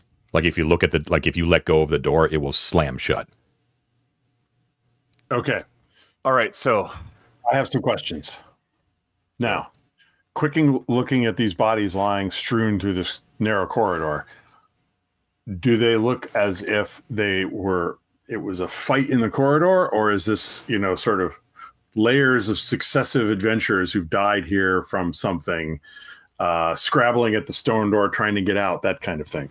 Yeah, it's a really good question, Ted. There does not appear to be any signs of overt violence. You have not stepped into the corridor? To be aware, you're not investigating the bodies or anything like that, but it does not look like a fight took place here. You don't see any lost limbs or crushed skulls or anything like that. They're just sort of lying there, right? Oh yeah, suffocation. All right. So that door will close very fast behind us, and we're not going to be able to get on the other side. That's my guess. This leads me to my second question, but when you're ready. Please lead. And okay. I'll have thoughts no, I'm not leading. I just had a question, which is the door is in the door. Like, if a regular door and you want to keep it from latching shut, you jam something in the mechanism or you cover the little latch plate or whatever. Is there a latch plate? Is there a way to prevent the door from latching shut or closing or something like that? Yeah, the normal ways, right? Like you could put something to prop the door from, you could put it in the in the jam. You could put it in the hinge section. You know what I mean? Like you know, that part of the jam. You know, up to you. But it all depends on like what you put there. I'm trying to telegraph to Upior that it's, even though it's a small, narrow door, the door is made out of stone and it is expertly made. So you can't like put like a, I don't know. It depends. You know, you figure it out. It's very heavy. All right, Ted. Yeah, a couple thoughts. Yep. I think it may be where I have thoughts of what I want to do in this hallway. It may be worth seeing what the other hallway has in it as well before doing anything in this one. Do you agree? With the caveat that since we're on this side of the door, we let it close. Yes. And then I'm not going in. I'm not going in. Yeah, I'm going to allow the door to close. Okay, great. Or I could spike it and see if it closes. Do you want me to spike it real quick? We should actually. It's a great idea. Let's try a couple of things to see what will actually prop it. I am attempting, John, to put as little, if none, of my body actually through the threshold of this door. Mm-hmm. I'm going to follow the seam of these hinges where the stone is, and I'm going to, at a 45 with the spike, hammer from my side in the direction of that door at the bottom corner of it. Does that make sense? Like where the hinges are? Yeah. But like into the ground, like I'm hammering into the ground. But my point is, like, I don't want to like walk in and hammer halfway, like at the But I just mean you're doing it on the hinge side, not like the open side, right? Yes. Yeah. Okay. Yes. Okay. Got it. Okay. And then let go of the door, and does it stay open? Does it stay open? It does. It actually stays open. Yeah. You could see there's like a lot of like it's not magical. It's like it's pushing against the spike. Okay. I'm going to say, Njal, Lisbeth, if anything moves in that room, pull that spike as hard as you can. Please. And then I'm going to go to the right room and with my strength, push at that door to try to open it. Okay. So the same amount of force needs to be applied and it opens the same way, north. And here you also see that there is basically an identical corridor. So it's 5 feet wide, goes on for 30 feet at least. However, here, it's a different, like, so there's no bodies at all. Okay, for one thing, the plastered walls here are painted sky blue with numerous white ibises. So there's ibises in this one as well, but it's not. The other one wasn't painted like that, and this one hasn't been defaced either. And it appears to be just normal stone that's very dusty on the ground. Like a thick layer of dust that goes off into the distance. I'll let you guys. I want to do. I'm sorry, we're just going to do you guys can think about that as we take our final break. We will be right back. Okay, we are back. Bladder's empty, beer's full. Okay, you got both of those corridors open. They are both very, very different. One thing I want to add with the one that you just opened that appears to be dusty, but not littered with corpses, is that there is a vague bad smell coming from there. All right. So when Ted and I speculated a bit off camera, we have a few thoughts.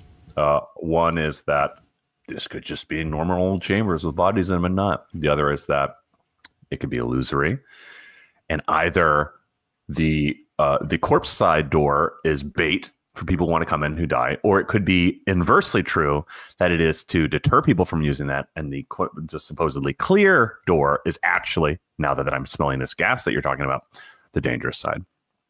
Or it could be a direction of passage and stuff like that. John, the corpses on the left, are they oriented as if they were moving towards the opposite side?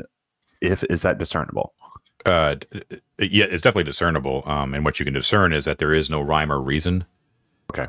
It looks like there's like I told you, like the magic user is like up against the wall, seated, and then there's a couple. The other ones are, some are like also propped up against the wall. Some are sort of sprawled on the ground. There's actually a couple that are actually like embracing, that are on the ground, like they laid down and died, gassed, suffocated, something like that. Yeah, it's pretty kind grim. of pretty grim. Yeah, pretty grim. Is there any sign that any of them ate the other? No, none of that. Okay. Oh. Yeah. So the time period of this is probably pretty quick, if indeed they die and they're real corpses. I like to do something else. Sorry, one more point of clarification because it is important.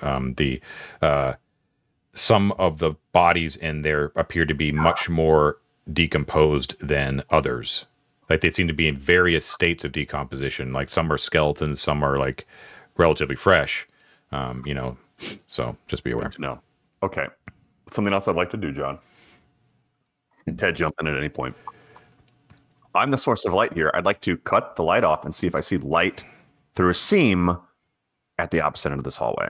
Good as if there is a door that is functional on the other side, and it's not just a dead end. No, it appears to be just darkness beyond your lantern light. Does anything trigger my infravision? No. Okay. No. I would like to. But Ted, if Upior pulls back, and Ted and Mort, you kind of look in, you can get the full dimensions. So at the very edge of your infravision, so 60 feet, is the length of both of those corridors. Okay.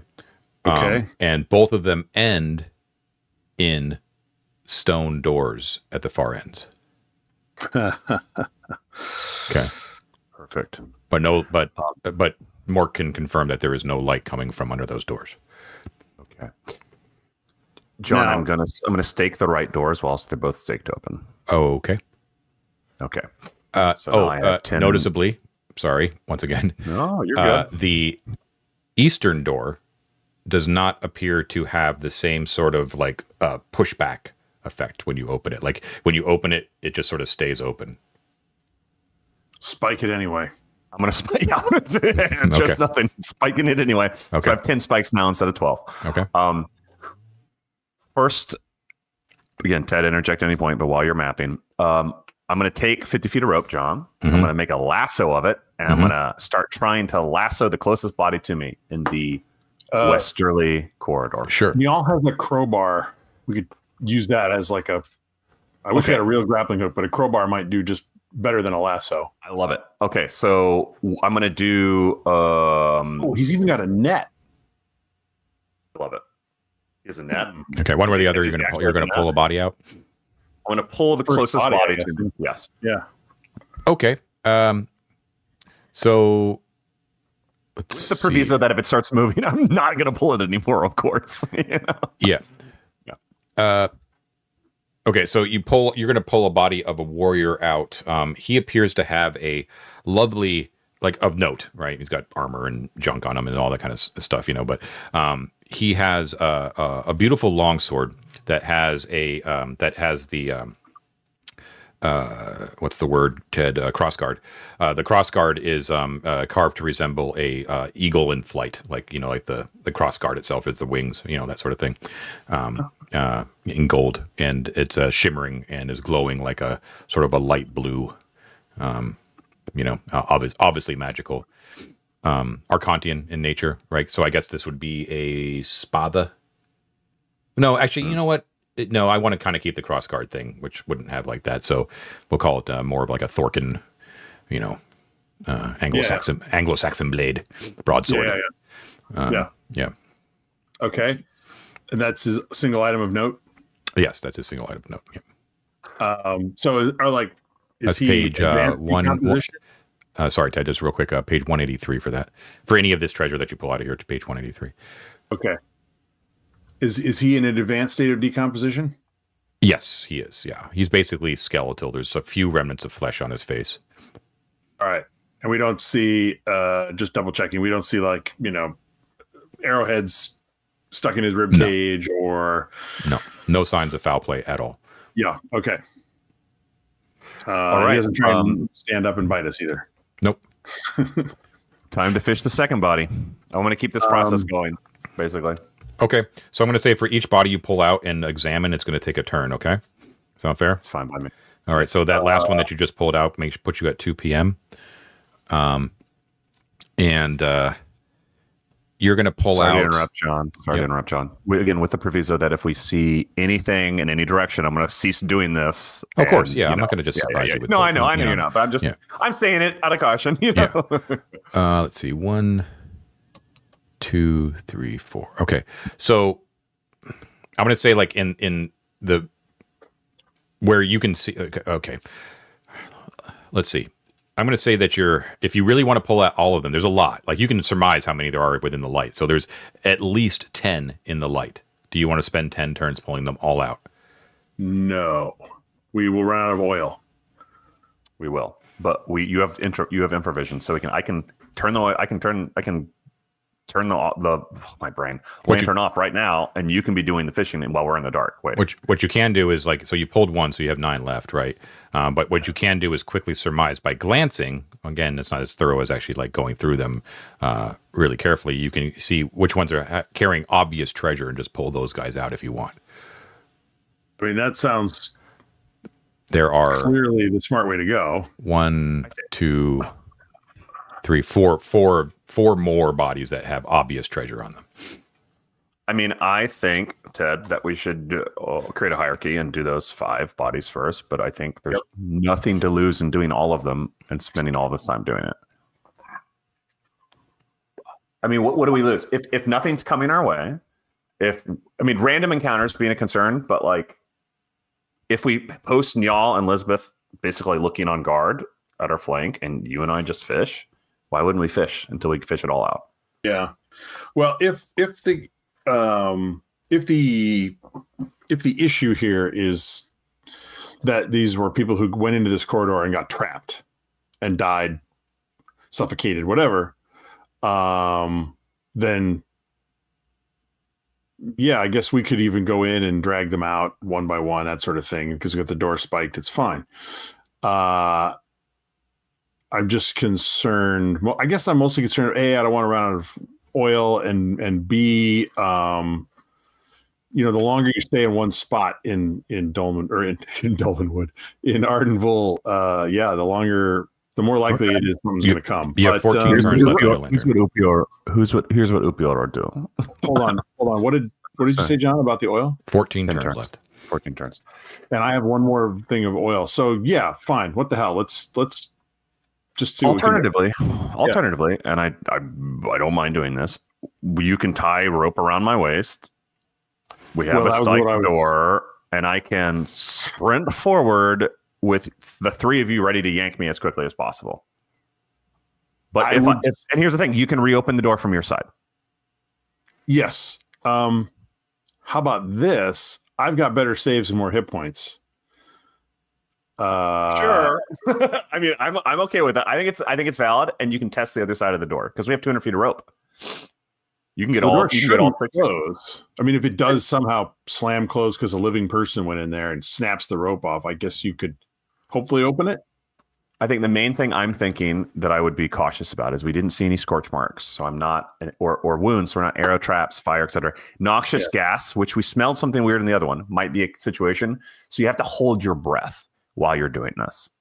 And 60 feet and back is not an impossible amount of time to hold your breath if you're sprinting. Maybe throw your gear off so you're not going at 90, you're going at 120. But hence, I want the rope on you. So even if you pass out, we can fish you.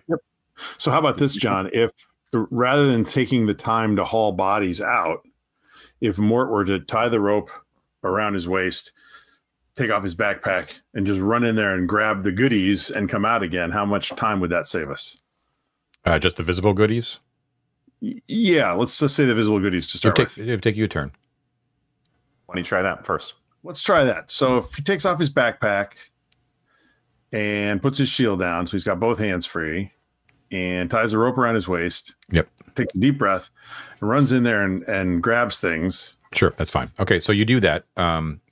This way you're kind of foregoing all the coin that's scattered around because that would take more time. But there's a lot of coin. You should note all of the coin that you do see is a mixture of copper, silver, gold, and platinum, and they are all modern. Modern vintage, so you're aware. But what you're able to scoop up, ignoring, is you quickly yank the floating blue stone, which is a carved, faceted stone floating in midair from the head of one of the corpses. The gleaming shield. You yank a gold ring off of a female adventurer, and you yank a scroll case off of the magic user. Cool. Nice. Okay, and that take a turn. Okay. And I don't feel like, you know, some weird effect or like my skin tingles or something weird like that. No, you feel nothing. No. I think these people may have literally just suffocated, huh? Do you want to test the door on the opposite side? Again, if you don't mind dying, I don't want to force you to do anything, but do you want to test the other side? I don't mind dying. Sure. What the fuck? The shield has the device of a top-down view of a heron in flight. Okay, so it's like very much like a cross almost, but it depicts like a heron, you know, like the beak and the feet and the wing. Heron in flight on a green field. So you know what is that? Vare, right, in the heraldry. Heron, rampant. Heron in flight. Heron. Is he in gold or in silver? Is it argent? They're called argent. Argent on Vare. On Vare, yeah. Actually, the ring looks to be worth about 50. What's that, John? The ring looks to be worth about 50 gold. It's made out of solid gold. All right. So how about this, David? How about, I mean, I like the door idea, but let's get the goodies out of here. Leaving the coin for the moment. Mm-hmm. What if a Mort and or somebody else could go in and start rooting around? Okay. We have 200 feet of rope. We have 200-foot sections. All right. Y'all is fishing you. Elizabeth is fishing me. You and I go search. Yeah. Okay. Right. Two people go to search bodies. Yeah. Yep. So you go in and thoroughly search the bodies. You find nothing else of value, but you do. You can collect the coins if you're willing to take another turn. Yep. You want to do that? Okay. Yep. So coins. Don't forget that you do need to take up slots for. Like the ring doesn't take up anything. Scroll case does. The shield, of course, does. The gem doesn't. The sword does. But you've got this in coins. Okay. And you tell me what you wanted. Like, so first of all, you have 177 copper. Do you want that? Because we could give it to the goblins to go have a party and make friends. Well, it's just like it's like a golden change. I'm just making you aware, right? It's like one gold. It's like one gold point. It's 1.7 gold. Let's leave the copper. There's 143 silver pieces, which is 14 gold. 568 actual gold pieces and 97 platinum, baby. Okay, yeah, we will take the silver, gold, and platinum. Yep. 143 SP. So that's 568 GP and 97 PP. What did I say platinum was? Be honest. Did I say 5 or 10? I go with the OSE one. What does the OSE call it? I can't remember. I do not remember, John. I will look. The main thing is that is 5, 6, 7, 8 slots worth of coins. Well, plus a shield and a scroll case and a sword. So that's 11 slots. Elizabeth has a lot of slots. 3. Mortis has 3. No, Mortis and Knowledge have 2 because they're each carrying rope. Elizabeth has 7 slots. Elizabeth has 7 slots, a small sack and a large sack. So Elizabeth alone can carry all of the items if we want, because there's 2 unencumbering and 3 encumbering. The scroll case. I'll take the scroll case, I guess. The shield and the longsword. So I could just, for quickness sake, I can give sword and shield to Elizabeth for now, unless you want to like equip. But I'm just thinking for efficiency, just so we have inventory. The main thing I was trying to do was count out whether we had enough slots total. Okay. All right, one platinum is 5 gold. I just looked it up. Okay, so we got a magic longsword, a gleaming shield, an iron stone. Mwahaha. Did you want to look at the scroll, Upior? I do. I'm just helping Ted. Okay, just FYI, I'm putting 2 segments of rope just officially on Elizabeth's sheet, and 2 are still on mine, but we can transfer it as necessary. That allows me to carry the scroll case the rod I got before, and one other thing, and still be in 120. What's in the scroll case, John? Oh, it is 6 magic user spells, and they are good ones. Oh, baby, they are good ones. Don't forget our scroll use stuff. Some of these I will have to look up because I don't have the sources for them right now, because they're like AD&D stuff, but they're juicy. We have protection from normal missiles, mass morph. Which is that's a classic one. I used to love that one. Hold monster, reincarnation,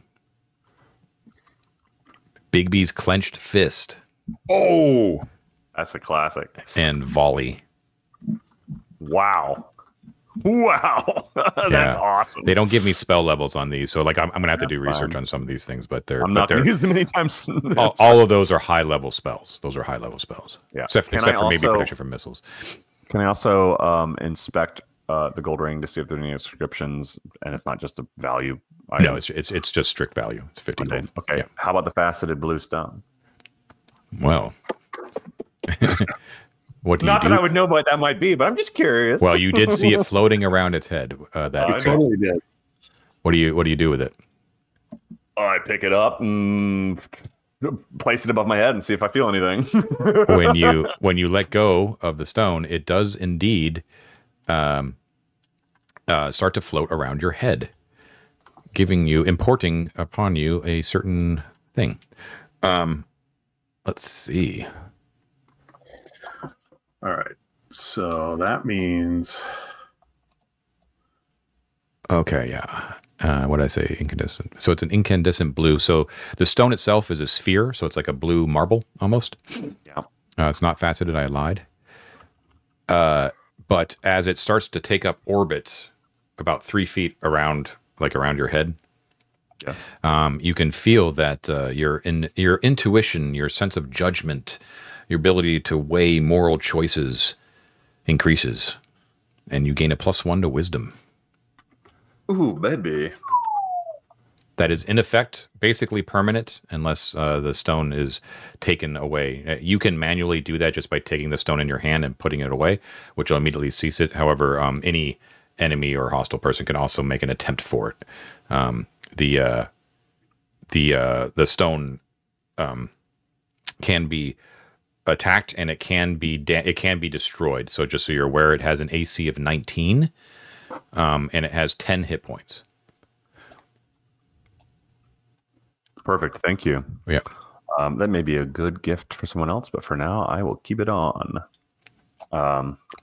It definitely makes you like. I feel like every powerful wizard needs a fucking ion stone. You know, I know. So it's just like part and parcel of the whole thing, right? So now that you're starting to kind of, you're second level, but you've already got that going for you. You know what I mean? It's also very noticeable too. I should point out too, like that. There's no denying that you are a practitioner of the dark arts when you've got an ion stone floating around you. You know what I mean? Yeah. Perfect. All right. So that's amazing. I think that I wrote everything down. The coinage stuff. I guess got to record it on the treasure tracker, David. Okay. All right. Cool. How many slots do we need total then? 11 total. And the way I recorded it was it's basically split up between Upior carrying, because you took the fish rod as well. That was a slot. I have the fish rod. I will. John, is it possible for me to take this? I already have a scroll case. Take the scrolls from the one I just looted and toss it in my current scroll case and ditch that case. Okay. So that will free up a spot. Okay. So you got the scrolls, the ion stone, the fish rod. Mort's carrying some coin. Elizabeth has a bunch of the items, and then the rest of the coin is split up between Mort, Elizabeth, and Njal. So we're okay. Basically. All right.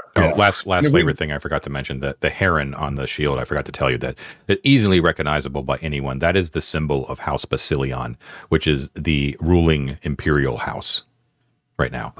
It's an ancient house that at some point didn't have the emperor's throne, but the current seated emperor is a member of House Basilion. And Lady Alexia and her half-brother Iskander, who are battling against each other, right? They're both of a a minor strain of House Basilion. Like that's why they had the claim. You know what I mean? It's because they have that blood tied to Basilion. So, John, okay. Anyways, that being the case, John, the body from which we got that shield, is it more of the recent or ancient body? It's skeletal. No, that was the warrior that had the sword. That's right. But the shield was different, and that was a more recent adventure. Can I just note, as far as I can tell, their appearance? If they have facial hair, if it's like, I want to just like jot down and a sense of their appearance. Yeah, sure. They're clean shaven. They have the aquiline nose, which is one of the stronger genetic traits of being Arcontian, and curly hair. Roman. It has a basic Roman vibe. Dressed in Roman. The whole what's the word? The L word, Ted. Lorica. Lorica, yeah. Are there any that makes sense. If there are any moles or distinguishing scars, I'll note them. My point being that if they just look like any other guy, it doesn't really matter. But if this could be a prince, right? Oh no, yeah. It's not that. I meant more. What I was saying is that this is a person who is at most would have been like a house guard for House Basilion, maybe not just like a regular. Mort would know that Imperials don't get like a shield this nice, but they do get markings of House Basilion on their normal shields and on their on their crests and all that sort of shit. You know what I mean? But this was likely, but that's actually, now I think about it, because it is a magical shield, it might be someone of importance. So yeah, you can make a note. Yeah. Okay. Yeah. Just yeah. Okay. Yeah. Warrior may be of import to house. Will you spell it real quick? Basilion? Yeah. Basil, like the herb, and then Eon. Eon. Okay. There you go. All right. Ted, you want to go check that door on the other side? Okay. Rope still around my waist. I'll approach the far end door. Yes. Which I know to be stone, but I don't know anything else about it. So I want to inspect it first. Am I looking at sort of the mirror of the one that we came through? Can it be opened from this side? Which way does it go, etc.? It appears that it would open outward towards us. So, away from you. Okay, away from me. Okay, so this is sort of a one-way door kind of corridor here. But wait. If it opens out, why didn't these people leave? That's the question. Because I was going to say it must open in, and then I would hammer a spike in it and we can pull it. But this is just from looking at it, though, Mort. Yeah. Sure. All right. I'm going to go ahead. I'm trying to help pull Mort back immediately if need be, because this might be a trigger, Mort. So again, just warning. Yep. This could be a trigger. And now that I'm at the far end, am I seeing any of these bodies that are like they touched it and immediately collapsed dead in front of it kind of thing? No. Oh, but I forgot to mention, speaking of bodies, when you move into the second half of the corridor, Ted, the bodies continue, and there are 10 more. So there are about 20 corpses total here. And there are no, but I've given you all the shinies, so don't even bother. Cool. But I just want to let you know, the entire corridor, the length of it is scattered with 20 corpses. This is really gross. I'm very unhappy because goblins have bare feet, and I have to walk in this. Yeah. Do you wanna carry the magic shield just in case? I'm carrying a magic shield. Oh, you are. Okay. Yeah. Right. Okay, yeah. Cool. I've got a magic shield. Raise that better. Yeah. Then you all went and changed the rules on me, and now I don't really know what the point of having a magic shield is. All right, buddy. All right. What do you do? Hiding behind my shield. So yeah, I'm going to go ahead and get closer to the door and kind of feel around it and see if there's hinges, if there's any little trigger points or wires or anything around the edge. Okay, so you spend a turn just really kind of giving a good look-see in the door, and that actually gave you some good intel, because doing that, you can, without actually testing the door, you can determine that door is 100% false. Yep. Okay, this is a deadly trap indeed. All right. What a great little simple trap. I love it, man. That's amazing. It's nasty. Good. Yeah, it's it really good. when you finally confirm that, more like a chill goes up and down your spine when you kind of realize that, and then look at the corpses and like how talk about an awful way to die. You know? Yeah. You have to walk over every single one of them on the way back, and I can imagine them fleeing from that door just in a panic. Right? What a sight. Yeah. Oof. Yeah, and on the back, I should say too, like once you kind of connect what's happening there too, and because you haven't really like turned around and looked at the back of the door that you're having propped open, because you would kind of have to squeeze in, around to. There is definitely signs of scraping and nails and bad news. Yeah. Okay, I want to get out of here. I think we should pull the spike and let the door close. I don't want to. Beastman or someone to get trapped in here. Well, what I was thinking is we would write something on it. Like I have chalk. Yeah, like one-way door, do not open, or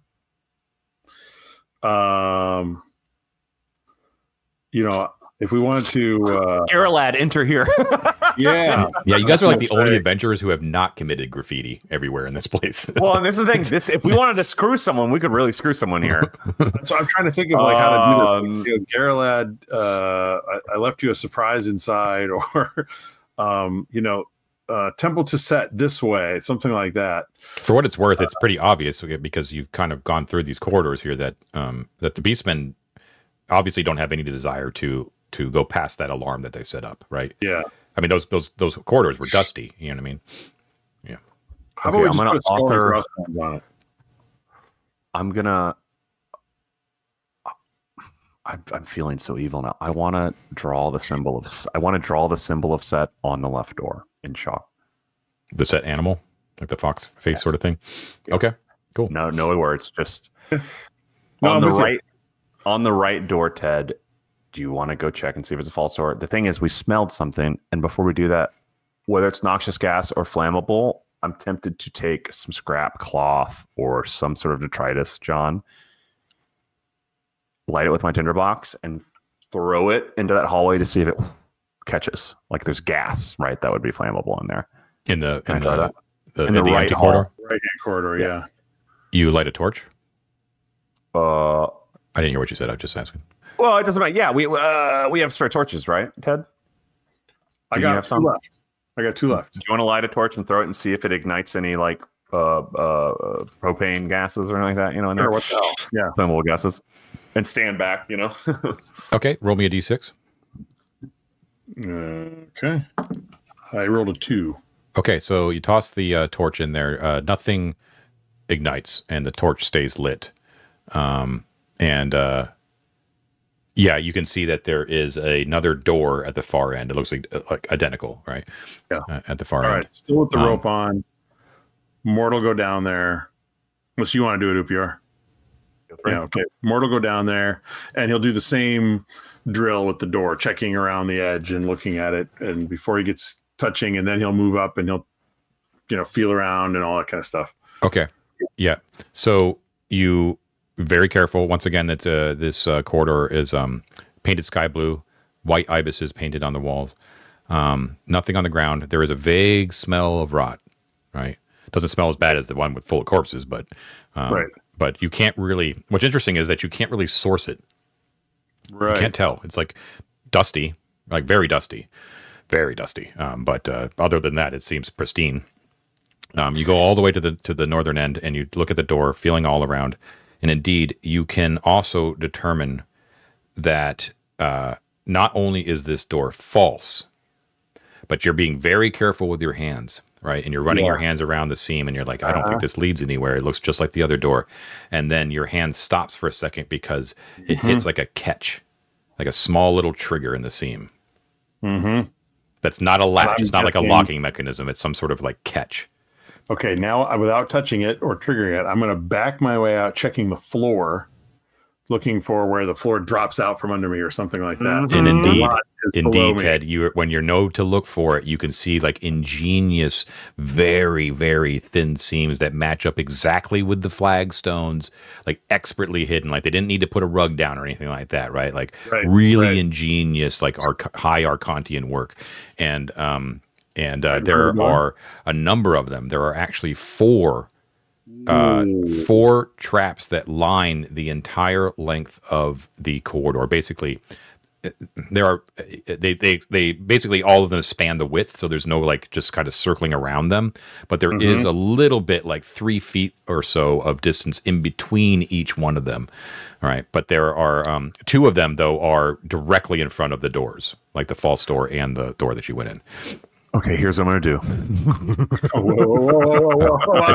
Here's what I may do. It took a turn to search the door too. Yeah. Here's what I may do, Ted. Here's my thought. Oh, because I can't. Here's the thing: just because there's a trap down there doesn't mean it doesn't lead somewhere I want to go. If you know what I mean, or a corpse that might be there. I am thinking I will take the net that you said y'all had and 4 iron spikes, or maybe 10, however many iron spikes I need to, and hammer the net into the walls of this chamber, so that I can sit atop the net, suspended above the floor, and then trigger that catch. So which bit you want to go? So I come back to the first door. You come all the way back. Here's what I'd like to do. Hello, gentlemen. I have a devious idea, because the smell below is just so alluring to me. I can't tell you why. It's faintly of flowers. Yes. Okay, this will be the last thing you guys do tonight. So yes, right. I would like to have. I'd like you to tie 100 feet of rope to me. Right. So we got 2 seconds of rope. I'd like to take, like I said, the net from y'all, and I'm gonna carefully follow your path. I'm gonna hammer again to the walls. I have 10 spikes, so in as many loops of the net that I can, I'm going to suspend a net that is taut, that can hold my weight. Yeah, which with 10 spikes should be reasonable, like a hammock. The plan will work, but still with the rope around my waist. Sorry. Yeah, I got it. It's a good plan. It will work. So there are 4 pits. They're equidistant from each other.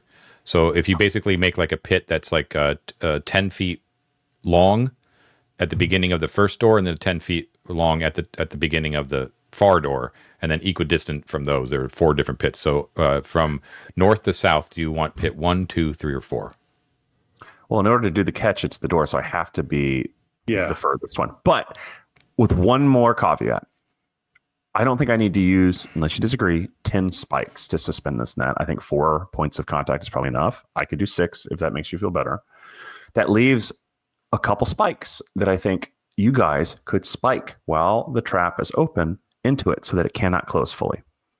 You hear what I'm saying? Minimally with the one at the door. Maybe just the one at the door to start. We could repeat that process. You hear what I'm saying?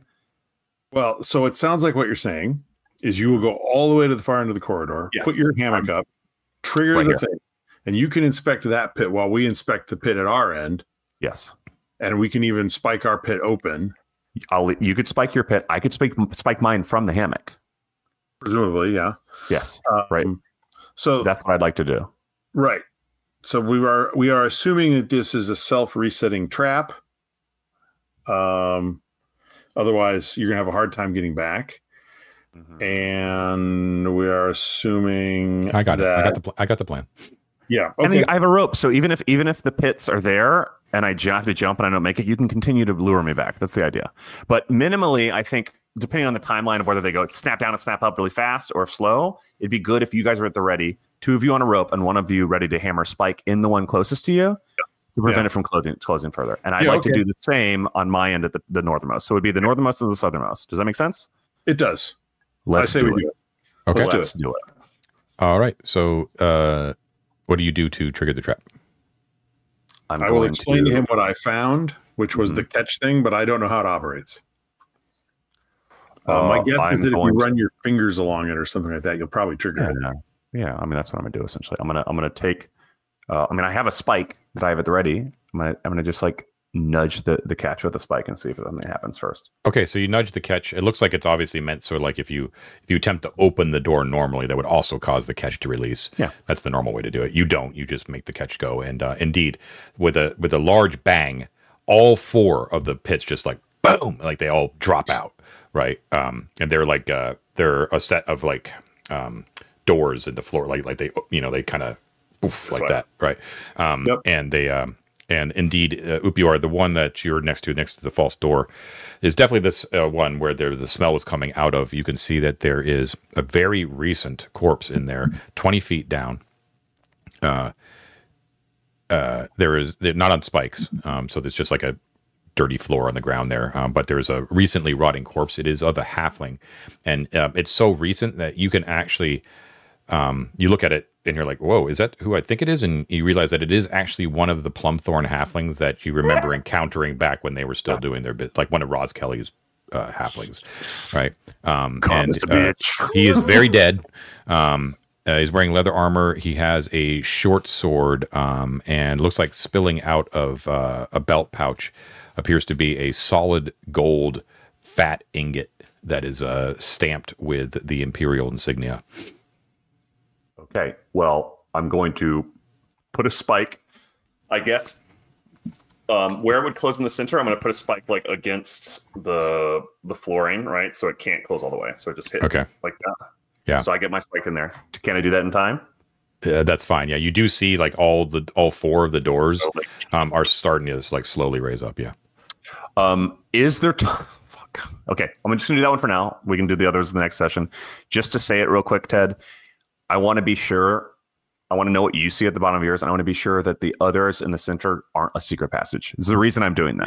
Not just to get loot, which I think we should try to get loot, but there may be a egress in one that isn't in the others. That's all I will say. There's nothing in yours, Ted. You can confirm that. Okay. All right.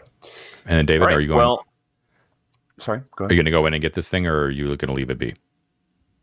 If it's spiked and I can confidently assume I can get back out, I will, with the 100 feet of rope behind me, say, I'm going to go down there and grab this shit. Yeah. Fish me back out. So we'll put some tension on the rope and kind of lower him in. And like rappel me down. Do I feel like that's safe with the spike?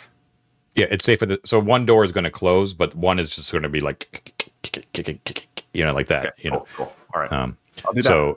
So you go down there. We'll not make it. It is kind of laborious for Mort to kind of yank your ass out of there from a distance. You know what I mean? That sort of thing. I got Neal too. We're very strong. Yeah. Oh yeah, that's true. So you snap up the gold ingot and come out of there and pull out the spike and it closes. So we'll call it there for the night. You're not able to like spike open the two middle ones, but you can kind of put a pin in it if you want to do some more searching next time for that. Awesome. But that the ingot was fat. It's a 5 pounds solid gold ingot stamped, and it's worth 250 gold. Oh, baby! All on its own. Love it. Nice. So we'll call it there. You got a lot of treasure, like substantial amount that will give you some XP. However, you won't get it for this session unless you return. Now, as a very last thing, because since you're nearby and you're going through known territory, you can move at fast speed, and we can just say that you get back to the debouche if you want to start there. But if you want to pick up next time, like in here investigating these traps, it's up to you. Let's go back. I think Ted's right. I do want to come back, right? But I think I think what we should do is we should. Once I get the corpse out of that, or the gold ingot out of there, I'll pull that spike out. Mm-hmm. Yep. I'm going to just leave the net there for now in case we want to come back and use it. Yep. Sure. And I'm going to come back. And you said there was nothing in the pit trap in front of them, so we don't need to spike that at all, it sounds like. Right, John? You said Mort's the one that's near the front door. Yeah. Yeah. Okay. Yeah, we looked in it. It was empty, so I didn't spike it. Yeah. And I think we should pull the spike from the door that opens easily, just so it's closed and not open. And let's go back to the debouche. Yeah. Okay, cool. Absolutely. Yeah, so when you go back, it's actually quite quick because you just have to go into the cephalopod room real quick and then go into your secret door to the north. Then you, just backtrack from there, right? So a little bit of danger in the cephalopod room, but you know how to mitigate that pretty easily now. And so you whip back and you are soon right away pretty much back into goblin territory and you can go back. So I'm going to mark a bunch of this as stacked. So right there, you can see how important it is to have a safe haven in the dungeon, right? Yeah. Really? You did a bunch of delving and just like you're right back home again. You know what I mean? So pretty big. So yeah, you got a lot of you're probably going to still get more from Feats of Exploration, but not an insubstantial, You know what I mean? You're getting a decent amount of XP from gold. Put it that way. Here's a question for you before we go, Upior. You're going to keep the Iron Stone and the scroll. Do you want to keep the fish rod on you? Why not? I'll keep the fish rod on me. I'm going to stash the longsword and the shield until we can identify them.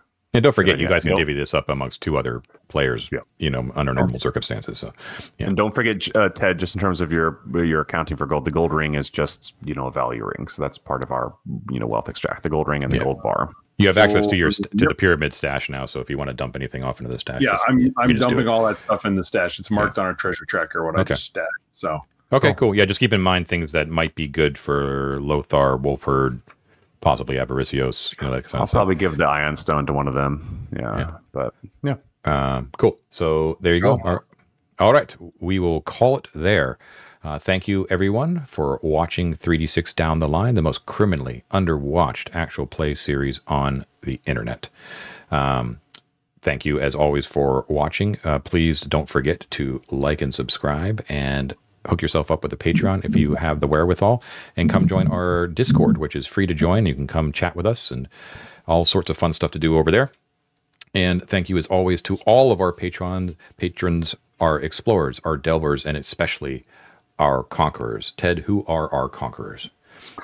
Well, John, the list of conquerors grows, and it now includes such luminaries as Cam, Stephen, Brad, and Aiden, the Logan family, Kabraskus, Declan Koneski, Chad Cartier, Magic Meat Machine, Tom Leary, Phil, G Tokyo Time, Terry Barney, Eric Lawson, Mando NZ, Faisal, James Doig, Robert Valdez, Grunt, Andrew Stroker, MM, Michael Schilling, Stefano Di Maiolo, the Hex Brawler Twins, Summon Toast, Adam the DM, Jib Cutter, Scott Yearsley, Mechjack, Kick Maniac, Dyer Grew, and the Matts. Not Matt, but not least, Matt Mason, Matt Gardner, Matt Koenig, and Matt Young. Thank you, everyone. The list grows longer. I love it. Thank you. Yes. Thank you so much, guys. We really appreciate it. Everyone have a great week, and we will see you next time. Bye now. Thanks, John.